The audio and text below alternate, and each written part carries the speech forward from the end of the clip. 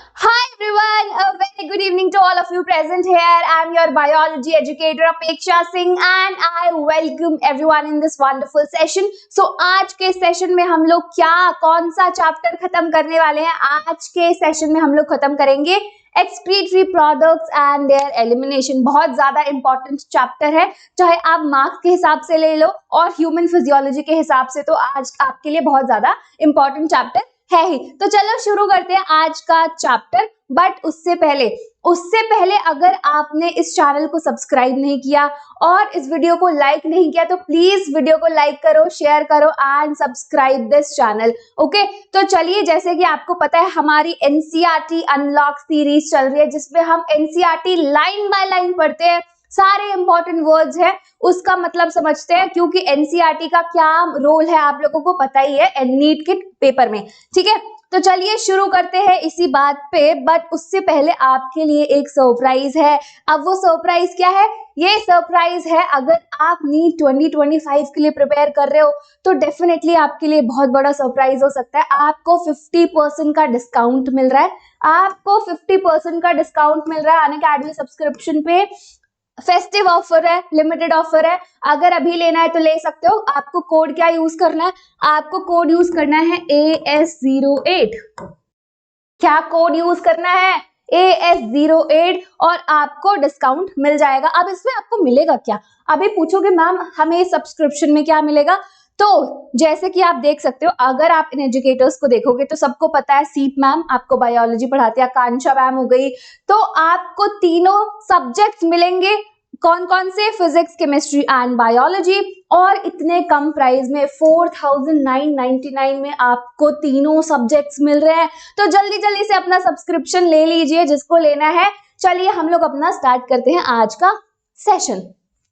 ठीक है, आज का सेशन स्टार्ट करते हैं। तो जैसे कि मैंने बताया कि एनसीईआरटी बिल्कुल हम लोग डिकोड करने वाले हैं, तो बिल्कुल फर्स्ट लाइन से स्टार्ट करेंगे। यस, बिल्कुल फर्स्ट लाइन से स्टार्ट करेंगे। तो पहले देखते हैं हमारी फर्स्ट लाइन क्या कहती है।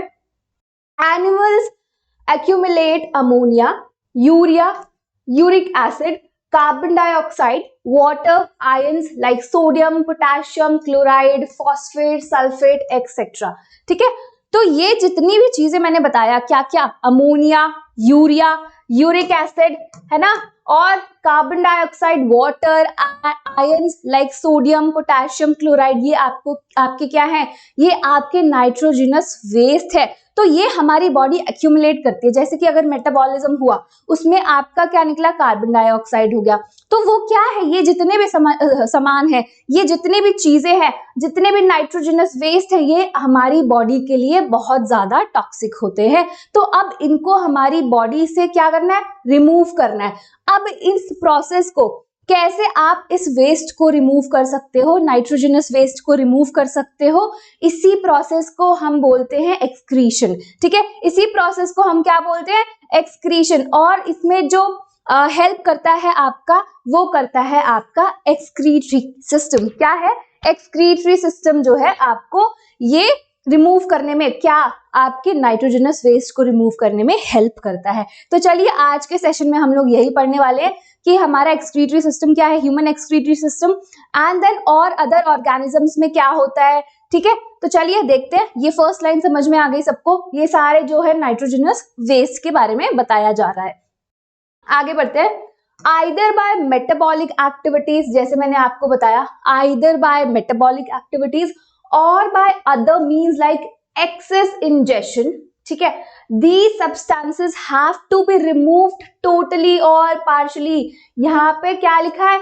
या तो आप इसको totally मतलब पूरा ही रिमूव कर सकते हो, या फिर partially भी, कुछ कुछ चीजें जरूरत होती है तो हम उसको पूरा रिमूव नहीं करते। तो टोटली और पार्शली हमें इसको रिमूव करना होता है। आगे देखते हैं। In this chapter, you will learn the mechanism of elimination of these substances with special emphasis on common nitrogenous waste।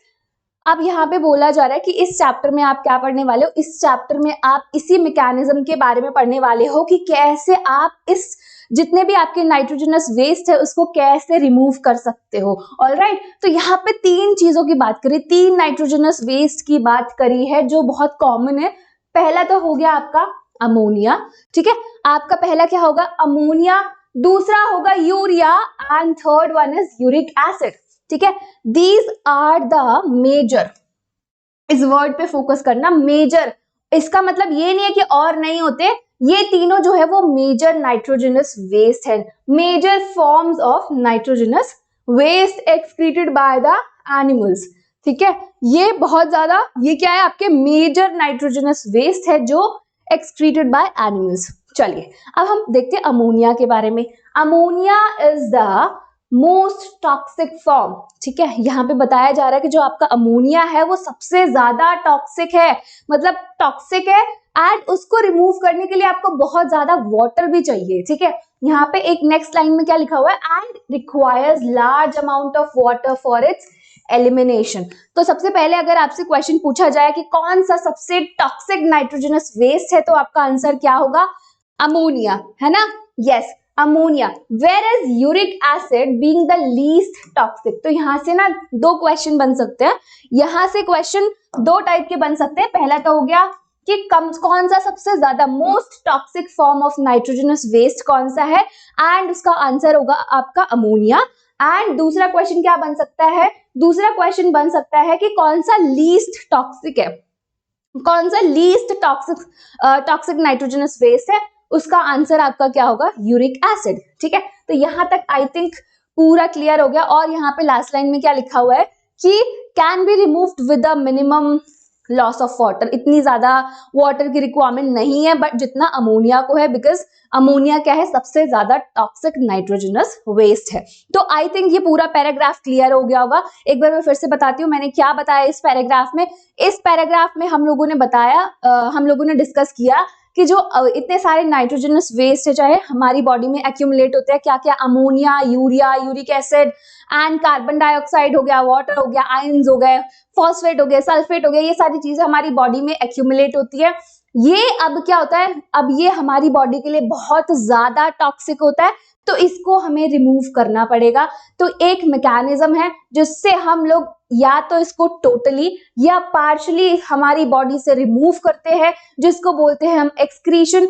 अगर हम ह्यूमंस की बात करें तो हम उसको बोलेंगे ह्यूमन एक्सक्रीटरी सिस्टम, जो हेल्प करता है इस प्रोसेस में, ठीक है। बाकी हम और ऑर्गेनिज्म जो डिफरेंट फाइलम है उसके ऑर्गेनिजम्स के बारे में भी पढ़ेंगे कि वहां पे एक्सक्रीशन के लिए, इस प्रोसेस के लिए क्या क्या प्रेजेंट है। ओके चलिए आगे बढ़े। यस आगे बढ़ते हैं हम लोग नेक्स्ट पैराग्राफ पे। ये मैंने स्लाइड्स थोड़ी सी छोड़ी हुई है क्योंकि कहीं बीच में मुझे कुछ बनाना पड़े तो इसलिए मैंने छोड़ा हुआ। ये मत सोचना कि मैं ब्लैंक स्लाइड लेकर आ गई, ठीक है। चलो आगे आते हैं। The process of excreting ammonia is ammonotelism, ठीक है। अगर आप जो प्रोसेस को अमोनिया के एक्सक्रीशन के को क्या बोलते हैं, अमोनोटेलिज्म, ठीक है। Many bony fishes, aquatic amphibians and aquatic insect are amonotelic, ठीक है। अगर आप ऑर्गेनिज्म की बात करें तो आप क्या बोलोगे, अमोनोटेलिक। अगर आप प्रोसेस की बात कर रहे हो तो बोलोगे अमोनोटेलिज्म। तो यहाँ पे एग्जांपल्स दिए हैं, क्या क्या एग्जांपल्स हैं आपके, बोनी फिशेस, यस क्या एग्जांपल है, bony fishes, then aquatic amphibians and aquatic insect, they are amonotelic। मतलब वो क्या करते हैं, अमोनिया को एक्सक्रीट करते हैं, एक्सक्रीशन होता है अमोनिया का। Okay ammonia as it is readily soluble is generally excreted by diffusion across body surfaces और through gill surfaces। जैसे कि यहाँ पे बताया कि जो अमोनिया है बहुत ज्यादा readily soluble है, इसी वजह से कौन से प्रोसेस से इसका एक्सक्रीशन होता है, excreted by diffusion across the body surfaces as ammonium ion। कैसे, in the form of ammonium ion, ठीक है। ये क्लियर हो गया। यस आगे बढ़ते हैं हम लोग, आगे बढ़ते हैं। यहाँ पे बोला जा रहा है kidneys do not play any significant role in its removal. यहाँ पे अभी तक किडनी का कोई रोल नहीं आया। अभी यहाँ पे एक्सक्रीशन किसके प्रोसेस के थ्रू हो रहा है, डिफ्यूजन से, ठीक है। तो ये क्लियर होना चाहिए आपको। अब आते हैं हम टेरेस्ट्रियल adaptation पे। Terrestrial adaptation, the production of lesser toxic nitrogenous waste like urea and uric acid for conservation of water। अब देखो जो आपकी ये फिशेज है ये तो वाटर में ही है, इनके पास बहुत ज्यादा पानी आसपास है, ठीक है। अब उन एनिमल्स तो यहाँ पे पानी अगर ज्यादा भी यूज हो रहा है एक्सक्रीशन में तो उनको कोई फर्क नहीं पड़ता है, क्योंकि वो ऑलरेडी कहाँ पे है, उनका हैबिटेट क्या है, हैबिटेट इज एक्वाटिक, आसपास क्या है, पानी ही पानी है। अब यहाँ पे मैं बात कर रही हूँ कुछ और चीजों की, यहाँ पे कुछ और चीजें क्या है आपकी, टेरेस्ट्रियल। जो टेरेस्ट्रियल है, जो जमीन पे रहते हैं, उनके पास तो आसपास पानी नहीं है ना, तो उनको कोई ऐसा मैकेनिज्म चाहिए या ऐसा नाइट्रोजनस वेस्ट चाहिए जो जिसको रिमूव करने में कम पानी की जरूरत पड़े। ठीक है, कम पानी की जरूरत पड़े तो हमारे दो ऐसे नाइट्रोजनस वेस्ट हैं, कौन कौन से, यूरिया एंड यूरिक एसिड, जिसको रिमूव करने के लिए इतना ज्यादा पानी की रिक्वायरमेंट नहीं होती है। ठीक है, तो ह्यूमंस में इन्हीं यही होते हैं। ठीक है, क्योंकि हमें पानी इतना ज्यादा, हमारे पास पानी नहीं है ना, तो बेसिक सी चीज है, अगर पानी इतना नहीं है तो हमें ऐसे कुछ चाहिए होंगे जिसमें हमें ज्यादा पानी देना नहीं पड़े। ऑलराइट, चलो, mammals, many terrestrial amphibians and marine fishes mainly excrete urea and are called ureotelic। ठीक है, ये क्या है, ऑर्गेनिजम्स की बात करें, जैसे मैंने बोला अगर प्रोसेस की बात आएगी तो हम क्या बोलेंगे, टेलिज्म। अगर ऑर्गेनिज्म की बात हो रही है तो क्या बोलेंगे, टेलिक, सॉरी टेलिक। ठीक है, तो यूरियोटेलिक, क्योंकि ये क्या एक्सक्रीट करते हैं, यूरिया। ठीक है, आगे आते हैं हम अमोनिया पे। Ammonia produced by metabolism is converted into urea in the liver of these animals and released into the blood, which is filtered and excreted out by the kidneys।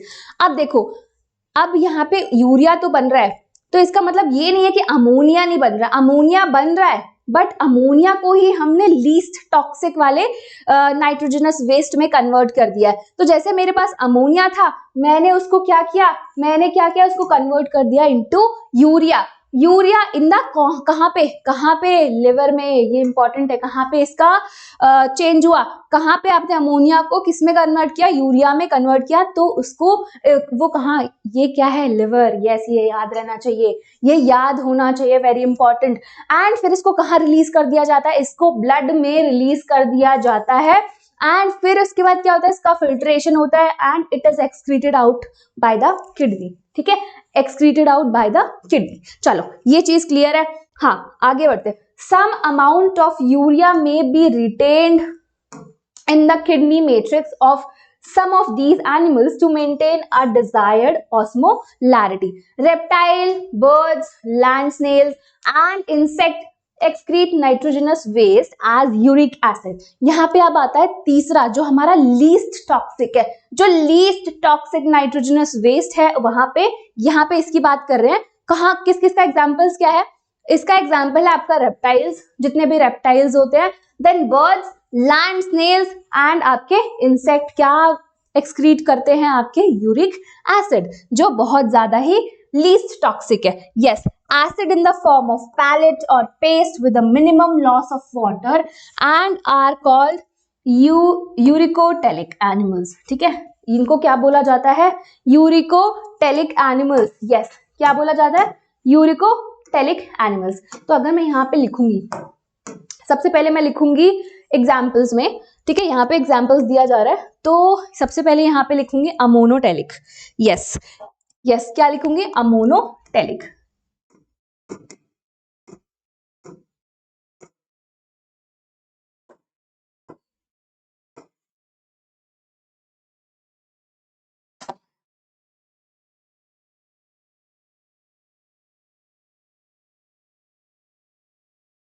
Ammonotelic.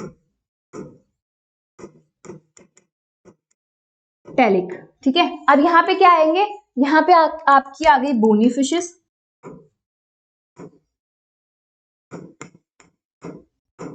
ठीक है, यहाँ पे बोनी फिशेस आ गई, और क्या क्या examples दिए थे एक बार देख ले। यस, यहाँ पे bony fishes, aquatic amphibians and aquatic insect. तो यहाँ पे आ गए एक्वाटिक एम्फीबियंस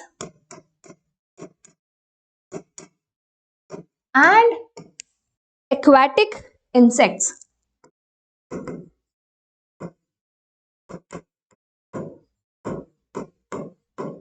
ठीक है, यस, और कोई तो नहीं रह गया, यस, तो ये कौन से ऑर्गेनिजम्स है, अमोनोटेलिक। ठीक है, चलो अब हम आते हैं दूसरे पे, अब हम आते हैं यूरियोटेलिक पे। तो यूरियोटेलिक में कौन कौन से amphibians and marine fishes? Yes, amphibian and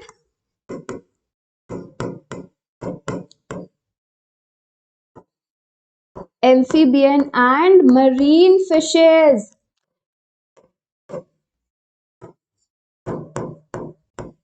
ये कौन है आपके? Yes, ureotelic. यूरियोटेलिक। अब हम तीसरा क्या डिस्कस करेंगे, यहाँ पे क्या लिखने वाले? यूरिकोटेलिक। यूरिकोटेलिक। अब इसका क्या एग्जाम्पल दिया हुआ है एनसीईआरटी में? इसका क्या एग्जाम्पल दिया हुआ है एनसीईआरटी में? Reptiles, bird, land snails. Reptiles, birds, फिर आपके land snails, they are uricotelic. Yes, and insect, ये आपकी क्या है? यूरिकोटेलिक। यस, ये क्लियर हो गया। ये मैंने अलग से इसलिए लिखा है क्योंकि पैराग्राफ में ना वहां पे याद करने में प्रॉब्लम होगा, तो इसलिए आप एग्जाम्पल्स अलग से साइड में, एनसीईआरटी के साइड में जो पेज है वहां पे लिख सकते हो, ताकि आपको कोई प्रॉब्लम नहीं हो, याद करने में दिक्कत नहीं हो, क्योंकि साइड में दिख जाएगा, आपने देखा और आपको रिवाइज हो जाएगा। यस, चलिए, अमोनोटेलिक, यूरियोटेलिक एंड यूरिकोटेलिक। चलो आगे बढ़ते हैं। अब हम देखते हैं इस पैराग्राफ में क्या बात की गई है। इस पैराग्राफ में क्या बात की गई है? A survey of animal kingdom present a variety of excretory structures. ठीक है, आप लोगों ने एनिमल किंगडम में पढ़ा होगा कि बहुत ज्यादा जितने भी फाइलम है और जितने भी उसमें ऑर्गेनिजम्स है, उनके अलग अलग एक्सक्रीटरी सिस्टम थे। यस, अब हम इसमें देखते हैं कुछ के दिए हुए हैं, उसको हम लोग यहाँ पे देखते हैं। मोस्ट ऑफ द इन्वर्टिब्रेट्स, यहाँ पे इन्वर्टिब्रेट्स की बात करी जा रही है। इन्वर्टिब्रेट्स में क्या है? These structures are simple tubular forms, whereas vertebrates they have a complex tubular organs called kidneys। अगर हम इन्वर्टिब्रेट्स की बात करेंगे तो वहां पे बहुत ज्यादा ही सिंपल ट्यूब्यूलर फॉर्म्स होते हैं जो आपके एक्सक्रीशन के प्रोसेस में हेल्प करते हैं। बट अगर आप वर्टिब्रेट्स में आते हो तो वर्टिब्रेट्स में बहुत ज्यादा कॉम्प्लेक्स स्ट्रक्चर होता है जिसको हम बोलते हैं किडनी। तो आगे हम लोग इस चैप्टर में उसी के बारे में पढ़ने वाले हैं कि किडनी का क्या, आप सबसे पहले तो उसका स्ट्रक्चर पढ़ेंगे, ठीक है, क्या क्या चीजें हैं, फिर ऐसा किडनी में क्या होता है जिसकी वजह से ये सारा प्रोसेस होता है, ठीक है, कैसे कैसे होता है, यूरिन कैसे कॉन्सेंट्रेट होता है, ये सब चीजें हम लोग देखने वाले हैं। ओके, तो यहाँ पे क्या बात की है? किडनी की बात की है। Some of these structures are mentioned here. तो यहाँ पे कुछ इन्वर्टिब्रेट्स का एग्जाम्पल दिया हुआ है, इसको देख लेते हैं एक बार। प्रोटोनेफ्रीडिया और flame cells are the excretory structures of platyhelminthes. Yes, आपने एनिमल किंगडम में पढ़ा है, ये याद आया? कुछ रिवाइज हो गया? यस, प्लेटीहेल्मिन्थेस में क्या थे आपके एक्सक्रीटरी स्ट्रक्चर्स? प्रोटोनेफ्रीडिया और फ्लेम सेल्स। ये आपका यहाँ पे भी आ गया, ये आपका एनिमल किंगडम में भी था। तो याद रहेगा ये चीज, याद रहेगी ये चीज। प्रोटोनेफ्रीडिया और फ्लेम सेल्स आपके प्लेटीहेल्मिन्थेस के थे, जिसको हम लोग फ्लैटवर्म्स भी बोलते हैं। एग्जाम्पल दिया हुआ है प्लेनेरिया। एग्जाम्पल क्या दिया हुआ है? Planaria, rotifer, some annelids and the cephalochordates, ठीक है, एम्फिओक्सिस। चलो आगे बढ़ते हैं। अब हम आगे बढ़ते हैं, यहाँ पे प्रोटोनेफ्रीडिया की बात कर रहे हैं। Protonephridia are primarily concern with ionic and fluid volume regulation, जिसको हम बोलते हैं ऑस्मो रेगुलेशन। यस, आगे नेफ्रीडिया, ये एक और स्ट्रक्चर है, ये और एक्सक्रीटरी स्ट्रक्चर है जो किसमें है? Are the tubular excretory structures of earthworm. ये भी आपने पढ़ा होगा। यस, ये भी आपने पढ़ा होगा। तो नेफ्रीडिया क्या है? नेफ्रीडिया आपका एक्सक्रीटरी स्ट्रक्चर है, किसका? अर्थवर्म का। याद रहेगा? यस, याद रहेगा ये। तो यहाँ पे ये दूसरे की बात की है। प्लेटीहेल्मिन्थेस में क्या था आपका? प्रोटोनेफ्रीडिया। यस, याद रहेगी ये चीज। अर्थवर्म एंड अदर एनालिड्स, और भी जो एनालिडा फाइलम के हैं उसके भी ये हो सकते हैं एक्सक्रीटरी स्ट्रक्चर्स। आगे हम देखते हैं nephridia help to remove nitrogenous waste and maintain a fluid and ionic balance. ठीक है, क्या ये तो वेस्ट को रिमूव करने में हेल्प करती है, साथ ही साथ आयनिक बैलेंस को भी मेंटेन करती है। आगे देखते हैं Malpighian tubules. Yes, Malpighian tubules याद आया। इंसेक्ट याद है, एनिमल किंगडम पढ़ा है ना आप लोगों ने, तो इसमें ये सारे स्ट्रक्चर्स भी पढ़े होंगे, एक्सक्रीटरी स्ट्रक्चर्स। तो आपका क्या था, Malpighian tubules are the excretory structures of most of the insect including cockroaches. Yes, cockroaches का अगर पूछा जाए, कि क्या है आपका एक्सक्रीटरी स्ट्रक्चर, कैसे ये एक्सक्रीशन का प्रोसेस करते हैं, कैसे ये आयनिक बैलेंस को मेंटेन करके रखते हैं, तो क्या आपका आंसर होना चाहिए मैल्फिजियन ट्यूब्यूल। यस, क्या आंसर होना चाहिए, मैल्फिजियन ट्यूब्यूल। हाँ जी, क्लियर। यस, तो यहाँ पे एक और आ गया जिसको हम नाम दे रहे हैं थर्ड। Yes, third. तो यहाँ पे 3 स्ट्रक्चर्स के बारे में दिया गया। अब इसमें कुछ और बताया गया, Malpighian tubules help in removal of nitrogenous waste and osmoregulation. फिर आता है एंटिनल ग्लैंड्स, तो ये हो गया थर्ड। यहाँ पे आगे हम फोर्थ पे, एंटिनल ग्लैंड्स और ग्रीन ग्लैंड्स। क्या है, एंटिनल ग्लैंड्स और ग्रीन ग्लैंड्स। यस, यहाँ पे देखते हैं antennal glands and green glands perform the excretory function in crustaceans like prawns। तो अगर आपसे पूछा जाए, yes, अगर आपसे पूछा जाए ये चीज, तो आप क्या आंसर दोगे, crustaceans like prawns। क्या चीज, कौन से excretory स्ट्रक्चर की बात करी जा रही है, एंटिनल और ग्रीन ग्लैंड्स की। चलिए आगे बढ़े। हाँ जी, ये क्लियर हो गया। तो हमारे पास 3 excretory स्ट्रक्चर्स हैं। कौन कौन से, पहला तो हो गया प्रोटोनेफ्रीडिया, दूसरा हो गया नेफ्रीडिया, फिर आपका तीसरा हो गया malpighian tubule and fourth one is antennal gland, और ग्रीन ग्लैंड भी बोलते हैं इसको। क्या बोलते हैं, green gland. Clear. Yes, clear हो गई ये चीज। चलिए आगे आए। ये मैंने आपके लिए यहां से स्टार्ट कर दिया है, ये आपके लिए बिल्कुल स्पेशली लेकर आए हैं हम ह्यूमन एक्सक्रीटरी सिस्टम। यहां से अब आपका मेन टॉपिक स्टार्ट होता है, that is human excretory system. इसमें हम लोग पढ़ने वाले हैं किडनी के बारे में, फिर नेफ्रॉन के बारे में, फिर कैसे फिल्ट्रेशन होता है ना, कैसे काउंटर करंट मैकेनिज्म काम करता है, तो ये सब चीजें हम लोग देखेंगे। फिर बाद में हम लोग डिसऑर्डर्स के बारे में डिस्कस करेंगे। तो चलिए शुरू करते हैं। हाँ जी, बिल्कुल शुरू करते हैं प्रभु का नाम लेकर। Yes, In humans, the excretory system consists of pair of kidneys। सबसे पहले हम लोग पढ़ रहे हैं excretory system, तो उसमें पता होना चाहिए ना क्या क्या चीजें हैं, क्या क्या चीजें मिलकर पूरा ये सिस्टम बना रही है। यस, तो ये चीज हमें पता होना चाहिए। तो अगर मैं excretory system, ह्यूमन की बात कर रहे हैं यहाँ पे, ठीक है, ह्यूमन की बात कर रहे हैं, तो यहाँ पे अगर मैं पूछूं कि क्या क्या चीजें मिलके एक सिस्टम बना रही है, तो सबसे पहले आएगा आपका pair of kidneys. Pair of kidneys मतलब 1 2, लेफ्ट और राइट, ठीक है। 1 pair of ureter and urinary bladder and urethra, ठीक है, या यूरिनरी ब्लैडर और यूरेथ्रा। सबसे पहले क्या था, pair of kidney, then pair of ureter, urinary bladder and fourth one is urethra. ये चारों चीज मिलके, यस, चारों चीज मिलके आपका क्या बना रही है, पूरा ह्यूमन एक्सक्रीटरी सिस्टम बना रही है, पूरा ह्यूमन एक्सक्रीटरी सिस्टम बना रही है। अब देखते हैं किडनी के बारे में। तो यहाँ पे एक बार मेरे पास डायग्राम होगा, यस, ठीक है, ये वाला जो डायग्राम है, तो ये आपकी किडनी हो गई, ये आपकी हो गई किडनी, एंड ये जो आपको ऐसा ट्यूब लाइक स्ट्रक्चर दिख रहा है, इसको हम बोलते हैं यूरेटर। यहाँ पे लिखा भी हुआ है। ये वाला आपका हो गया यूरिनरी ब्लैडर, एंड ये वाला structure, this structure is urethra. Yes, तो ये डायग्राम क्लियर है।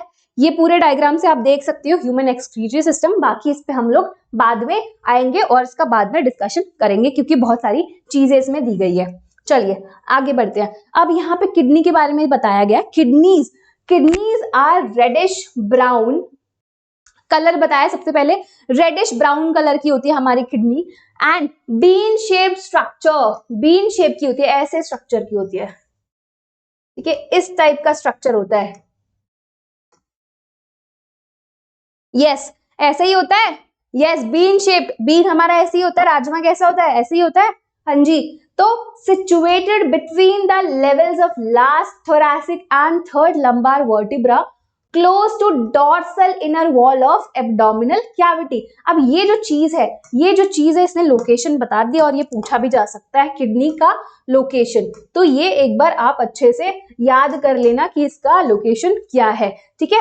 चलिए आगे देखते हैं। Each kidney of an adult human measures 10 to 12 centimetre in length. तो अगर किडनी की लेंथ के बारे में पूछा जाए, लेंथ कितनी है किडनी की, यस, तो यहाँ पे आ जाएगा 10 to 12 centimetre, yes, 10 to 12 centimetre in length, 5 to 7 किसमें, विड्थ में, यहाँ पे विड्थ लिख दिया जाए। फिर आपका आ जाएगा yes in thickness with an average weight of 120, ठीक है, यस। तो अगर मैं इसकी थिकनेस की बात करूं तो वो है आपकी 2 to 3 थिकनेस आ गई, एंड इसका वेट कितना आ गया, वेट आपका आ गया है 120 to 170। तो ये आपको वैल्यूज याद होनी चाहिए, क्या है 1 to 170 ग्राम, ठीक है, क्लियर, यस, ये चीज क्लियर है, ये वैल्यूज आपको याद होनी चाहिए, इसी वजह से मैंने इसको साइड में लिख दिया है। तो लेंथ कितनी है 10 to 12 सेंटीमीटर, विड्थ कितनी है 5 to 7 centimetres, and thickness 2 to 3 centimetre. और अगर इसका वेट पूछा जाए तो आप बता सकते हो कि इसका वेट है 120 to 170 ग्राम, यस, ये चीज क्लियर हो गई, ये चीज क्लियर हो गई। चलो आगे देखते हैं। Towards the centre of inner concave surface of the kidney is a notch called hilum through which ureter, blood vessels and nerves enter। तो यहाँ पे देखते हैं, यहाँ पे जरा देखें, यस, तो ये वाला जो स्ट्रक्चर दिख रहा है आपको, ये वाला स्ट्रक्चर है, यहाँ से आपका यूरेटर भी जाता है, यहाँ से आपका आपके नर्व्स भी जाते हैं, और यहाँ से आपके क्या क्या जाता है, ब्लड वेसल्स भी एंटर करते हैं, जिसको हम बोलते हैं हाइलम, जिसको क्या बोला जाता है, हाइलम, यस, ये चीज क्लियर है। क्या है हाइलम, एक ऐसी जगह है जहां से क्या क्या एंटर करती है आपकी, क्या क्या एंटर करती है, यूरेटर भी एंटर करती है, ब्लड वेसल्स एंड नर्व्स भी उस जगह से एंटर करती है। Inner to the hilum is a broad funnel shaped space called the renal pelvis, ठीक है, यस, रीनल पेल्विस। अब एक बार जरा इमेज देखें, यस, ये वाला देखो, ये वाला स्पेस दिख रहा है आपको, यस, यही है आपका रीनल पेल्विस। ये डायग्राम क्लियर है, यहाँ पे रीनल पेल्विस दिया हुआ है, तो एक बार जरा देख लो, इस जगह को बोला जाता है रीनल पेल्विस, यस, क्लियर, हाँ जी। अब देखते हैं आगे क्या बोला जा रहा है, आगे क्या बोला जा रहा है रीनल पेल्विस के अलावा, यहाँ पे बोला विथ प्रोजेक्शन कॉल्ड कैल्सिस, ठीक है, विथ प्रोजेक्शंस। अब यहाँ पे प्रोजेक्शंस भी देख लेते हैं, प्रोजेक्शंस कहाँ है हमारी, यस, तो हमारे पास कैल्सिस है, ये वाली जो प्रोजेक्शंस, ये वाली प्रोजेक्शंस दिख रही है, यस, इनको बोला जाता है कैल्सिस। यहाँ पे एक कैलिक्स दिया गया, एक को बताया गया कैलिक्स, ठीक है, तो ये सारी क्या है आपकी प्रोजेक्शंस, कैल्सिस है आपकी प्रोजेक्शंस। अब हम आगे देखते हैं और क्या है, आगे है outer layer of kidney is a tough capsule, ठीक है। अब जो इतना सारा सामान है उसको प्रोटेक्ट करने के लिए भी कुछ ना कुछ होना चाहिए ना, तो क्या है, it is a kidney is a tough capsule, inside the kidney there are 2 zones. अब यहाँ पे किडनी के अंदर की बात की जा रही है, ये देखो, ये हमारा हो गया किडनी, अब यहाँ पे 2 जोन होते हैं, ये तो हो गया आपका कॉर्टेक्स जो आउटर होता है, एंड जो इनर वाला है इसको हम बोलते हैं मेड्यूला। क्या बोला जाता है इसको, मेड्यूला, हाँ जी, ये चीज क्लियर है। तो यहाँ पे there are 2 zones, the outer cortex, तो ये वाला हो गया आपका आउटर, एंड ये वाला आपका इनर जोन जिसको हम बोलते हैं मेड्यूला। ये क्लियर है, yes, outer cortex and inner medulla. The medulla is divided into few conical masses called the medullary pyramid. तो यहाँ पे थोड़ा सा ज्यादा कर दिया, हाँ ठीक है, चलो ऐसे ऐसे थोड़े से कॉनिकल स्ट्रक्चर्स होते हैं। यहाँ पे मैं एक बार आपको दिखा भी दूंगी ये चीज, ठीक है, ऐसे स्ट्रक्चर्स होते हैं जिसको हम बोलते हैं मेडुलरी पिरामिड्स। इनको क्या बोला जाता है, यस, क्या बोला जाता है, मेडुलरी पिरामिड्स। तो इसको हम दे देते हैं नाम मेडुलरी पिरामिड्स, ठीक है। एक बार मैं इसकी इमेज भी दिखा देती हूँ आप लोगों को, यस। चलिए मेडुलरी पिरामिड्स देखते हैं, कहाँ पे है हमारे मेडुलरी पिरामिड्स। तो यस, ये देखो, ये वाले जो स्ट्रक्चर्स है ना, यस, इनको बोलते हैं मेडुलरी पिरामिड। क्या बोलते हैं? Medullary pyramid. ये हो गया, ये हो गया, ये सारे क्या हैं आपके? मेडुलरी पिरामिड्स हैं। यस, चलो आगे बढ़ते हैं। और क्या दिया गया है? Projecting into the calyces the cortex extend in between the एक minute, yes, cortex extend in the medullary pyramids as renal columns called column of Bartini। yes, यहाँ पे क्या बात की गई है? yes, एक बार जरा देखते, फिर से आते हैं इस पे। यहाँ पे बोला गया है कि जो मेडुला है ये डिवाइडेड है कॉनिकल, तो ये कॉनिकल मासेस आपकी क्या हो गए? Medullary pyramids. ये तो क्लियर है, ये बात तो क्लियर है। अब इसमें क्या है? these medullary pyramids project into the calces। तो ये जो आपके मेडुलरी पिरामिड्स हैं ये कहाँ पे प्रोजेक्ट कर रहे हैं? ये देखो कहाँ पे? कैल्सिस में। हाँ जी, कर रहे हैं, यस कर रहे हैं, बिल्कुल कर रहे हैं। चलो, द मेडुला इज डिवाइड, ये हो गया calyces. The cortex extend in between the medullary pyramids. तो ये जो आपका कॉर्टेक्स है, ये वाला जो कॉर्टेक्स है, ये देख रहे हो आप बीच बीच में यहाँ पे कॉर्टेक्स क्या कर रहा है? एक्सटेंड कर रहा है, या अंदर की तरफ घुस रहा है, जिसको हम बोलते हैं as a renal column, and इसको क्या बोला जाता है? Column of Bertini, columns of Bertini. तो इसको हम जरा नाम दे दें, column of Bertini. Yes, clear है ये चीज? बिल्कुल क्लियर है। चलो आगे बढ़ते, आगे और क्या दिया गया है? Each kidney has nearly 1 million complex tubular structures called nephrons. अब आती है मुद्दे की बात पे। तो जो किडनी में इतने ज्यादा छोटे मिलियंस ऑफ स्ट्रक्चर्स हैं जिनको हम बोलते हैं नेफ्रॉन्स। अब यही जो नेफ्रॉन्स है, they are the functional unit of kidney. यही जो नेफ्रॉन्स है, यही सबसे मेन चीज है, यही जो किडनी में प्रेजेंट है, यही सबसे जो इंपॉर्टेंट काम है, जो इंपॉर्टेंट प्रोसेस है, उसका काम क्या करेंगे? आपके नेफ्रॉन्स। तो ये है आपके फंक्शनल यूनिट्स। क्या है आपके? Functional, which are functional unit, क्या? नेफ्रॉन्स। क्लियर? ठीक है। Each nephron has 2 parts, the glomerulus and the renal tubules. तो यहाँ पे उसने बोला है कि जो ग्लोमेरुलस होता है, सॉरी नॉट ग्लोमेरुलस, यहाँ पे नेफ्रॉन की बात कर रहे हैं। तो नेफ्रॉन जो है उसके पास 2 पार्ट्स है। तो अगर मैं 2 पार्ट्स की बात करूं तो कौन कौन से इसके 2 पार्ट्स है? तो देखो, ये हमारा नेफ्रॉन हो गया, ठीक है। अब इसके 2 पार्ट है, एक तो हो गया ग्लोमेरुलस, दूसरा हो गया आपका ट्यूब्यूल्स, ठीक है, दूसरा हो गया आपका ट्यूब्यूल्स। अब इसमें आपके आ जाएंगे पीसीटी, दूसरा आ जाएगा लूप ऑफ हेनले, तीसरा आ जाएगा आपका डीसीटी, फिर कलेक्टिंग डक्ट। जिसके बारे में अभी हम लोग पढ़ने वाले हैं, पढ़ेंगे इसके बारे में। तो कुछ ऐसा सा स्ट्रक्चर होता है इसका, कुछ ऐसा सा स्ट्रक्चर होगा। यस, ये तो आपका हो गया ग्लोमेरुलस, ठीक है। यहाँ पे टफ कैपिलरीज, ये इफरेंट हो गया, ये एफरेंट हो गया, ठीक है। कुछ ऐसा सा स्ट्रक्चर होगा। यहाँ पे भी मैं थिन असेंडिंग और डिसेंडिंग नहीं बना रही हूँ, नॉर्मली वैसे बना रही हूँ। ये वाला कॉइल्ड होगा स्ट्रक्चर, ठीक है। तो ऐसा सा स्ट्रक्चर होगा जिसको हम बोलते हैं नेफ्रॉन। ये आपका नेफ्रॉन का स्ट्रक्चर है, ठीक है। एफरेंट, इफरेंट, ये हो गया बॉमन्स कैप्सूल, फिर हो गया ये पूरा ग्लोमेरुलस, फिर ये चीज आपकी ट्यूब्यूल्स हो गए। यहाँ पे 3 चीजें होती है, पीसीटी हो गया, ये कॉइल्ड स्ट्रक्चर होता है, हाईली कॉइल्ड स्ट्रक्चर। तो ये हो गया आपका पीसीटी, डीसीटी, देन आपका कलेक्टिंग डक्ट। इसके बारे में हम लोग अभी पढ़ने वाले हैं, अच्छे से डिटेल में देखेंगे क्या क्या है और क्या क्या फंक्शन होता है एक एक स्ट्रक्चर का, ठीक है। कौन कौन से ट्यूब्यूल में क्या क्या एब्जॉर्प्शन, रीअब्जॉर्प्शन और सिक्रीशन होता है। चलिए आगे चलते हैं। अब आते हैं हम ग्लोमेरुलस पे। तो पहले ग्लोमेरुलस की बात करते हैं। तो आपको ये वाला स्ट्रक्चर दिखाया मैंने, ये वाला जो स्ट्रक्चर है ये बोलते हैं हम ग्लोमेरुलस, ठीक है। यहाँ पे glomerulus is a tough capillaries formed by afferent arteriole, a fine branch of renal artery, ठीक है। तो ग्लोमेरुलस क्या है हमारा? ग्लोमेरुलस है हमारा टफ कैपिलरीज। तो ये वाला जो स्ट्रक्चर दिख रहा है, यस, दिस स्ट्रक्चर, इसको हम बोल रहे हैं ग्लोमेरुलस।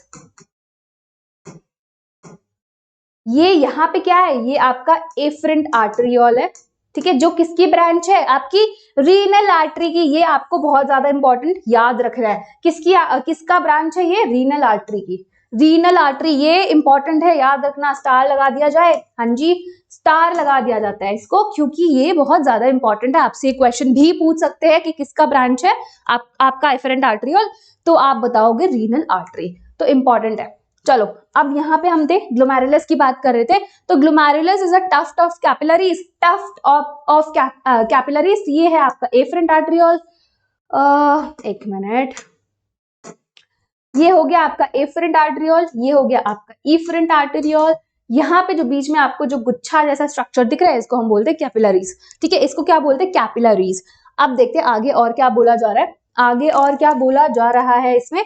यस, आगे आते हैं। Blood from the glomerulus is carried away by an efferent arteriole, ठीक है। अब जो ब्लड है वो ला कौन रहा है, एफरेंट आर्टेरियोल। तो अब इसको कहीं और भेजना तो पड़ेगा ना, कोई भेजने वाला भी होना चाहिए, कोई वहां से दूर ले जाने वाला भी होना चाहिए, तो वो किसका काम है, आपके इफरेंट आर्टेरियोल का। किसका, इफरेंट आर्टेरियोल का। यस, आगे देखते हैं अब। The renal tubule begins with a double walled cup like structure called Bowman's capsule. तो ये वाला जो स्ट्रक्चर है, एक मिनट देखते हैं यहाँ पे, अगर मेरे पास बॉमन्स कैप्सूल दिया है, यहाँ पे दिया हुआ है दिस स्ट्रक्चर, ऐसे कप लाइक स्ट्रक्चर है, ये कप लाइक स्ट्रक्चर है। तो यहाँ से टिब्यूल वाला स्ट्रक्चर स्टार्ट होता है, जो भी टिब्यूल्स हैं वो कहाँ से स्टार्ट होते हैं, आपके यहाँ से। तो ये जो कप लाइक स्ट्रक्चर है इसको हम बोलते हैं बॉमन्स कैप्सूल।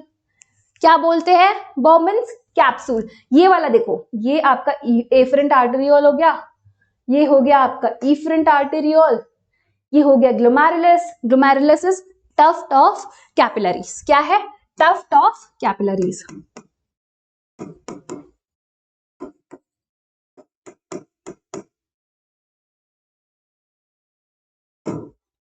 ठीक है, चलिए आगे देखते हैं, आगे देखते हैं। तो ये आपको स्ट्रक्चर दिख गया होगा, ठीक है, बॉमन्स कैप्सूल का। चलो आगे, which encloses the glomerulus, glomerulus along with Bowman's capsule is called the Malpighian body और renal corpuscle, ठीक है। तो यहाँ पे बात की जा रही है कि ग्लोमेरुलस जो हमारी कैपिलरीज है, जो कैपिलरीज का गुच्छा है, ग्लोमेरुलस प्लस Bowman's capsule, ये दोनों क्या बनाते हैं, एक दे together form a structure which is called a Malpighian body और रीनल कॉर्पसल। या यहाँ पे एक इसका इमेज दिया हुआ है, ये देखो, ये देखो, इसको हम बोलते हैं पूरे को Malpighian बॉडी या रीनल कॉर्पसल। यहाँ पे आपका एफरेंट आर्टेरियोल हो गया, ये हो गया आपका इफरेंट आर्टेरियोल, ये Bowman's कैप्सूल हो गया, and this is glomerulus. Again क्या है आपका ग्लोमेरुलस, तो glomerulus plus Bowman's capsule will form a structure which is called Malpighian body और renal corpuscle। क्या बोला जाता है, renal corpuscle, ठीक है। तो ये वाला स्ट्रक्चर अगर आपसे पूछा जाए, ये मैं बोर्ड्स के हिसाब से भी बता रही हूँ, बोर्ड्स के अकॉर्डिंग भी बता रही हूँ, अगर आपसे पूछा जाए या फिर डायग्राम ड्रॉ करने को दिया जाए कि Malpighian बॉडी का, Malpighian टिब्यूल नहीं है, यहाँ पे बहुत ज्यादा कंफ्यूजन होता है बच्चों को कि अरे Malpighian टिब्यूल वो आपका एक्सक्रीटरी स्ट्रक्चर था किसमें, इंसेक्ट्स में, ठीक है। तो यहाँ पे Malpighian बॉडी है, कंफ्यूजन नहीं होना चाहिए, कंफ्यूज मत हो जाना। तो अगर आपसे स्ट्रक्चर पूछा जाए तो आपको ये स्ट्रक्चर बनाना पड़ेगा, glomerulus plus Bowman's capsule. Yes, आगे बढ़े, हाँ जी आगे बढ़ते हैं अब हम। The tubule continues further to form a highly coiled network which is called the proximal convoluted tubule। यहाँ पे अब हम आ गए किस पे, कि अब क्या है, Bowman's कैप्सूल था वो पढ़ लिया हम लोगों ने कि कप शेप का एक स्ट्रक्चर होता है। इसके बाद क्या होता है, वो ट्यूब जो ट्यूब है उसकी वो कंटिन्यू करेगी इन highly coiled and forms a highly coiled structure which is called the proximal convoluted tubule. ये बहुत ज्यादा इंपॉर्टेंट टिब्यूल है। अगर सारे टिब्यूल से कंपेयर करें तो हमारे पास कौन कौन सी थी, प्रॉक्सिमल कॉन्वुलेटेड टिब्यूल थी, देन लूप ऑफ हेनली थी, and third is the DCT. तो उनमें से ये बहुत ज्यादा इंपॉर्टेंट है, क्यों, क्योंकि यहाँ पे जितना भी आई थिंक 80 to 90% जो रीएब्जॉर्प्शन होता है वो कहाँ होता है, आपके पीसीटी में होता है। तो उस पर भी अभी हम लोग बात करेंगे कि कैसे कैसे रीएब्जॉर्प्शन होता है, कैसे कैसे सिक्रीशन होता है। तो यस, ये हम इसको अच्छे से पढ़ने वाले हैं पीसीटी को। यस, आगे बढ़े, तो यहाँ पे ये वाला देख लेते हैं। तो ये जो स्ट्रक्चर है, जैसे मैंने बोला कि जो आपका पीसीटी है, पीसीटी आपका हाईली कॉइल्ड स्ट्रक्चर है। यस, क्या है, हाईली कॉइल्ड स्ट्रक्चर। ठीक है, ये क्लियर हो गई ये बात। चलो आगे बढ़े। तो ये देखो यहाँ पे ये जो है आपका, यस ये जो है आपका क्या है, लूप ऑफ हेनले। ये वाला क्या है, डिसेंडिंग, ये वाला है descending limb of loop of Henley. And ये वाला कौन सा है, असेंडिंग लिम्ब, असेंडिंग, ऊपर जा रहा है ना, ये ऊपर के साइड, तो आगे बढ़ रहा है, इसको बोलेंगे हम ascending limb of ascending limb of loop of Henley, LOH, LOH। Yes, ये चीज क्लियर है। फिर यहाँ पे ये वाला स्ट्रक्चर है, ये कॉइल स्ट्रक्चर है, इसको हम बोलते हैं DCT, distal convoluted tubule. And last में कलेक्टिंग डक्ट। तो ये हमारा जो डायग्राम है ये रिप्रेजेंट कर रहा है आपके नेफ्रॉन को। ठीक है, क्या रिप्रेजेंट कर रहा है, नेफ्रॉन को रिप्रेजेंट कर रहा है। चलो आगे बढ़ते हैं हम लोग, आगे देखते हैं और क्या दिया हुआ है। अब ये तो हम लोगों ने PCT की बात कर ली और मैंने PCT का डायग्राम भी आपको दिखा दिया है। अब हम आते हैं a hairpin shaped Henle's loop. ठीक है, जो आपने जूड़ा पिन देखी होगी ना, ऐसा होता है, कुछ ऐसे टाइप की होती है। तो ये हमारा जो नेक्स्ट स्ट्रक्चर है, जो ट्यूब्यूलर स्ट्रक्चर है, उसका भी शेप कैसे है, हेयर पिन की तरह। तो इसको क्या बोलते हैं हम, Henle's loop is the next part of the tubule which has a descending and ascending limb. मैंने आपको डायग्राम में दिखा दिया है, एक बार फिर से दिखा देती हूँ क्या होता है असेंडिंग और डिसेंडिंग लिम्ब। तो ये वाला जो लिम्ब है इसको बोलते हैं descending limb of loop of Henley, and इसको बोलते हैं हम ascending limb of loop of Henley.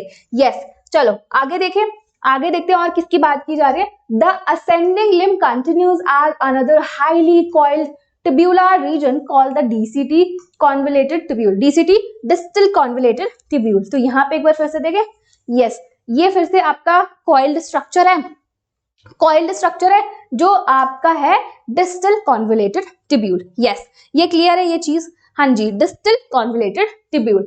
आगे देखते हैं और क्या बात की जा रही है यहाँ पे, और क्या बात की जा रही है। The DCTs of many nephrons open into a straight tube called collecting duct. अब DCT के बाद क्या आएगा, कौन सा स्ट्रक्चर आएगा, collecting duct, many of which converge and open into a renal pelvis through medullary pyramids in the calces।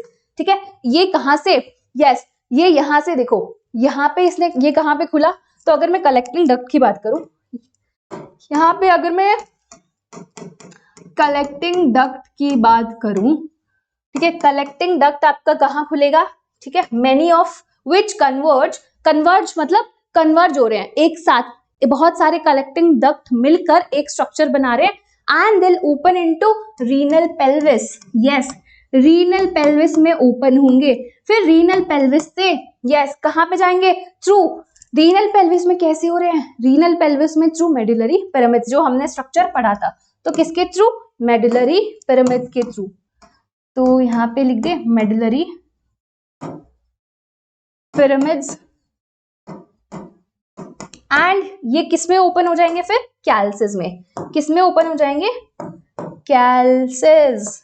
Yes, ये clear है, ये क्लियर है, यस ये क्लियर है, ये चीज ये क्लियर है, हाँ जी ये क्लियर है। देखिए एक बार, हाँ ओके ये ठीक है, कैल्सिस के थ्रू आपके ये रीनल पेल्विस में चले जाएंगे। यहाँ पे कैल्सिस पहले आएगा और रीनल पेल्विस बाद में आएगा। ठीक है, चलो ये क्लियर है, आगे बढ़े। हाँ जी, आगे देखते हैं अब यूरिन फॉर्मेशन कैसे होता है, कैसे यूरिन फॉर्मेशन होता है वो हम लोग बात करने वाले हैं इस टॉपिक में। चलो, तो urine formation involves 3 main processes. देखो 3 प्रोसेस होती है यूरिन बनने का। यूरिन फॉर्मेशन में क्या होता है, 3 प्रोसेसेस होती हैं। कौन कौन सी होती है, पहली तो हो गई आपकी ग्लोमेरुलर फिल्ट्रेशन, सबसे पहला जो प्रोसेस है, first step is glomerular filtration. दूसरा क्या है आपका, दूसरा प्रोसेस होता है रीएब्जॉर्प्शन का।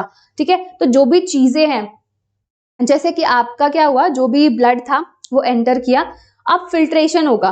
अल्ट्रा फिल्ट्रेशन के बाद जो भी फिल्ट्रेट आपके ट्यूब्यूल्स में एंटर करेंगे, वहां से उसमें जो भी चीजें हैं, चाहे वो ग्लूकोज हो गया, चाहे अमाइनो एसिड्स हो गए, आयंस हो गए, वाटर हो गया, तो उनका रीएब्जॉर्प्शन होगा। तो दूसरा प्रोसेस क्या हो गया आपका, reabsorption. And third one is secretion.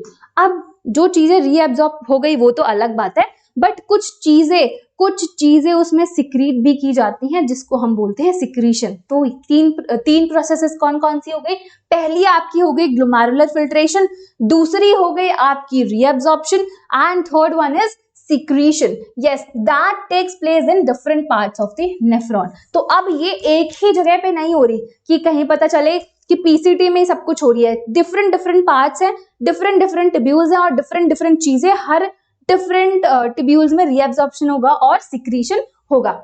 चलिए, first step in urine formation is the filtration of blood. तो हम लोग पहले स्टेप की बात करेंगे। पहला स्टेप आपका क्या है, ग्लोमेरुलर फिल्ट्रेशन। तो यहाँ पे फिल्ट्रेशन ऑफ ब्लड होगा। जो भी आपका ब्लड आया एफरेंट आर्टेरियोल से जो ब्लड आया which is carried out by glomerulus से आया and is called glomerular filtration. और इस प्रोसेस को कि जिसकी वजह से फिल्ट्रेशन हो रहा है उस प्रोसेस को हम क्या बोलते हैं, glomerular filtration. Yes, on an average 1100 से लेकर 1200 ml of blood is filtered by the kidney पर मिनट। हर मिनट में कितना ब्लड फिल्ट्रेशन होता है आपका, 1100 to 1200 ml of blood. Yes, ये क्लियर है, ये बात क्लियर है। हाँ जी, आगे बढ़े, चलिए आगे बढ़ते हैं। Which constitute roughly 1/5 of the blood pumped out by each ventricle of the heart in a minute. ठीक है, चलिए। The glomerular capillary blood pressure causes the filtration of blood through 3 layers. अब यहाँ पे 3 लेयर्स की बात करी गई है। तो यहाँ पे सबसे पहले अगर ये वाली आप लाइन देखोगे, ग्लोमेरुलर कैपिलरी पे जो प्रेशर है, जो भी ब्लड आ रहा है ग्लोमेरुलर कैपिलरी में, जो उसका प्रेशर है वो क्या करता है, वो प्रेशर रिस्पॉन्सिबल होता है फिल्ट्रेशन के लिए। किसके, फिल्ट्रेशन ऑफ ब्लड के लिए रिस्पॉन्सिबल होता है। अब यहाँ पे 3 लेयर्स की बात की गई है। 3 लेयर्स कौन कौन सी है, पहली तो है the endothelium of glomerular blood vessel. तो यहाँ पे मैं ड्रॉ करती हूँ आपके लिए, यहाँ पे ड्रॉ कर देते तीनों लेयर को। ठीक है, तीनों लेयर्स। सबसे पहली जो लाइनिंग है, सबसे पहली जो लेयर है वो है आपकी एंडोथीलियल ऑफ, किसकी, endothelial of glomerular blood vessel. तो ये हो गई आपकी सबसे पहली लेयर है, इसको हम बोलते हैं, यस, इसको क्या बोला जाएगा, एंडोथीलियल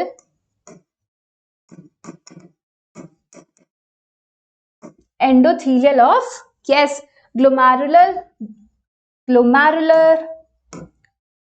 ब्लड वेसल। ये आपकी पहली लेयर हो गई। ठीक है, अब हमारी दूसरी जो लेयर होगी, इसको मैं ग्रीन कलर से बना दूं।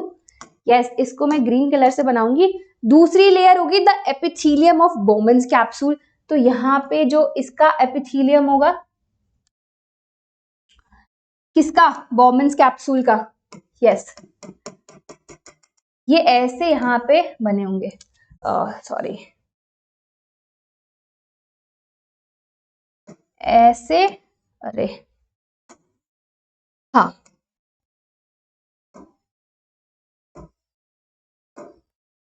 ये हो गया आपका epithelial cells of Bowman's capsule. ठीक है, तो पहली लेयर कौन सी हो गई, endothelium of glomerular blood vessel. दूसरी जो लेयर है जिसकी हम लोग बात कर रहे हैं, दिस वन इज कौन सी, yes, the epithelium of Bowman's capsule. तो ये हो गए आपके epithelium of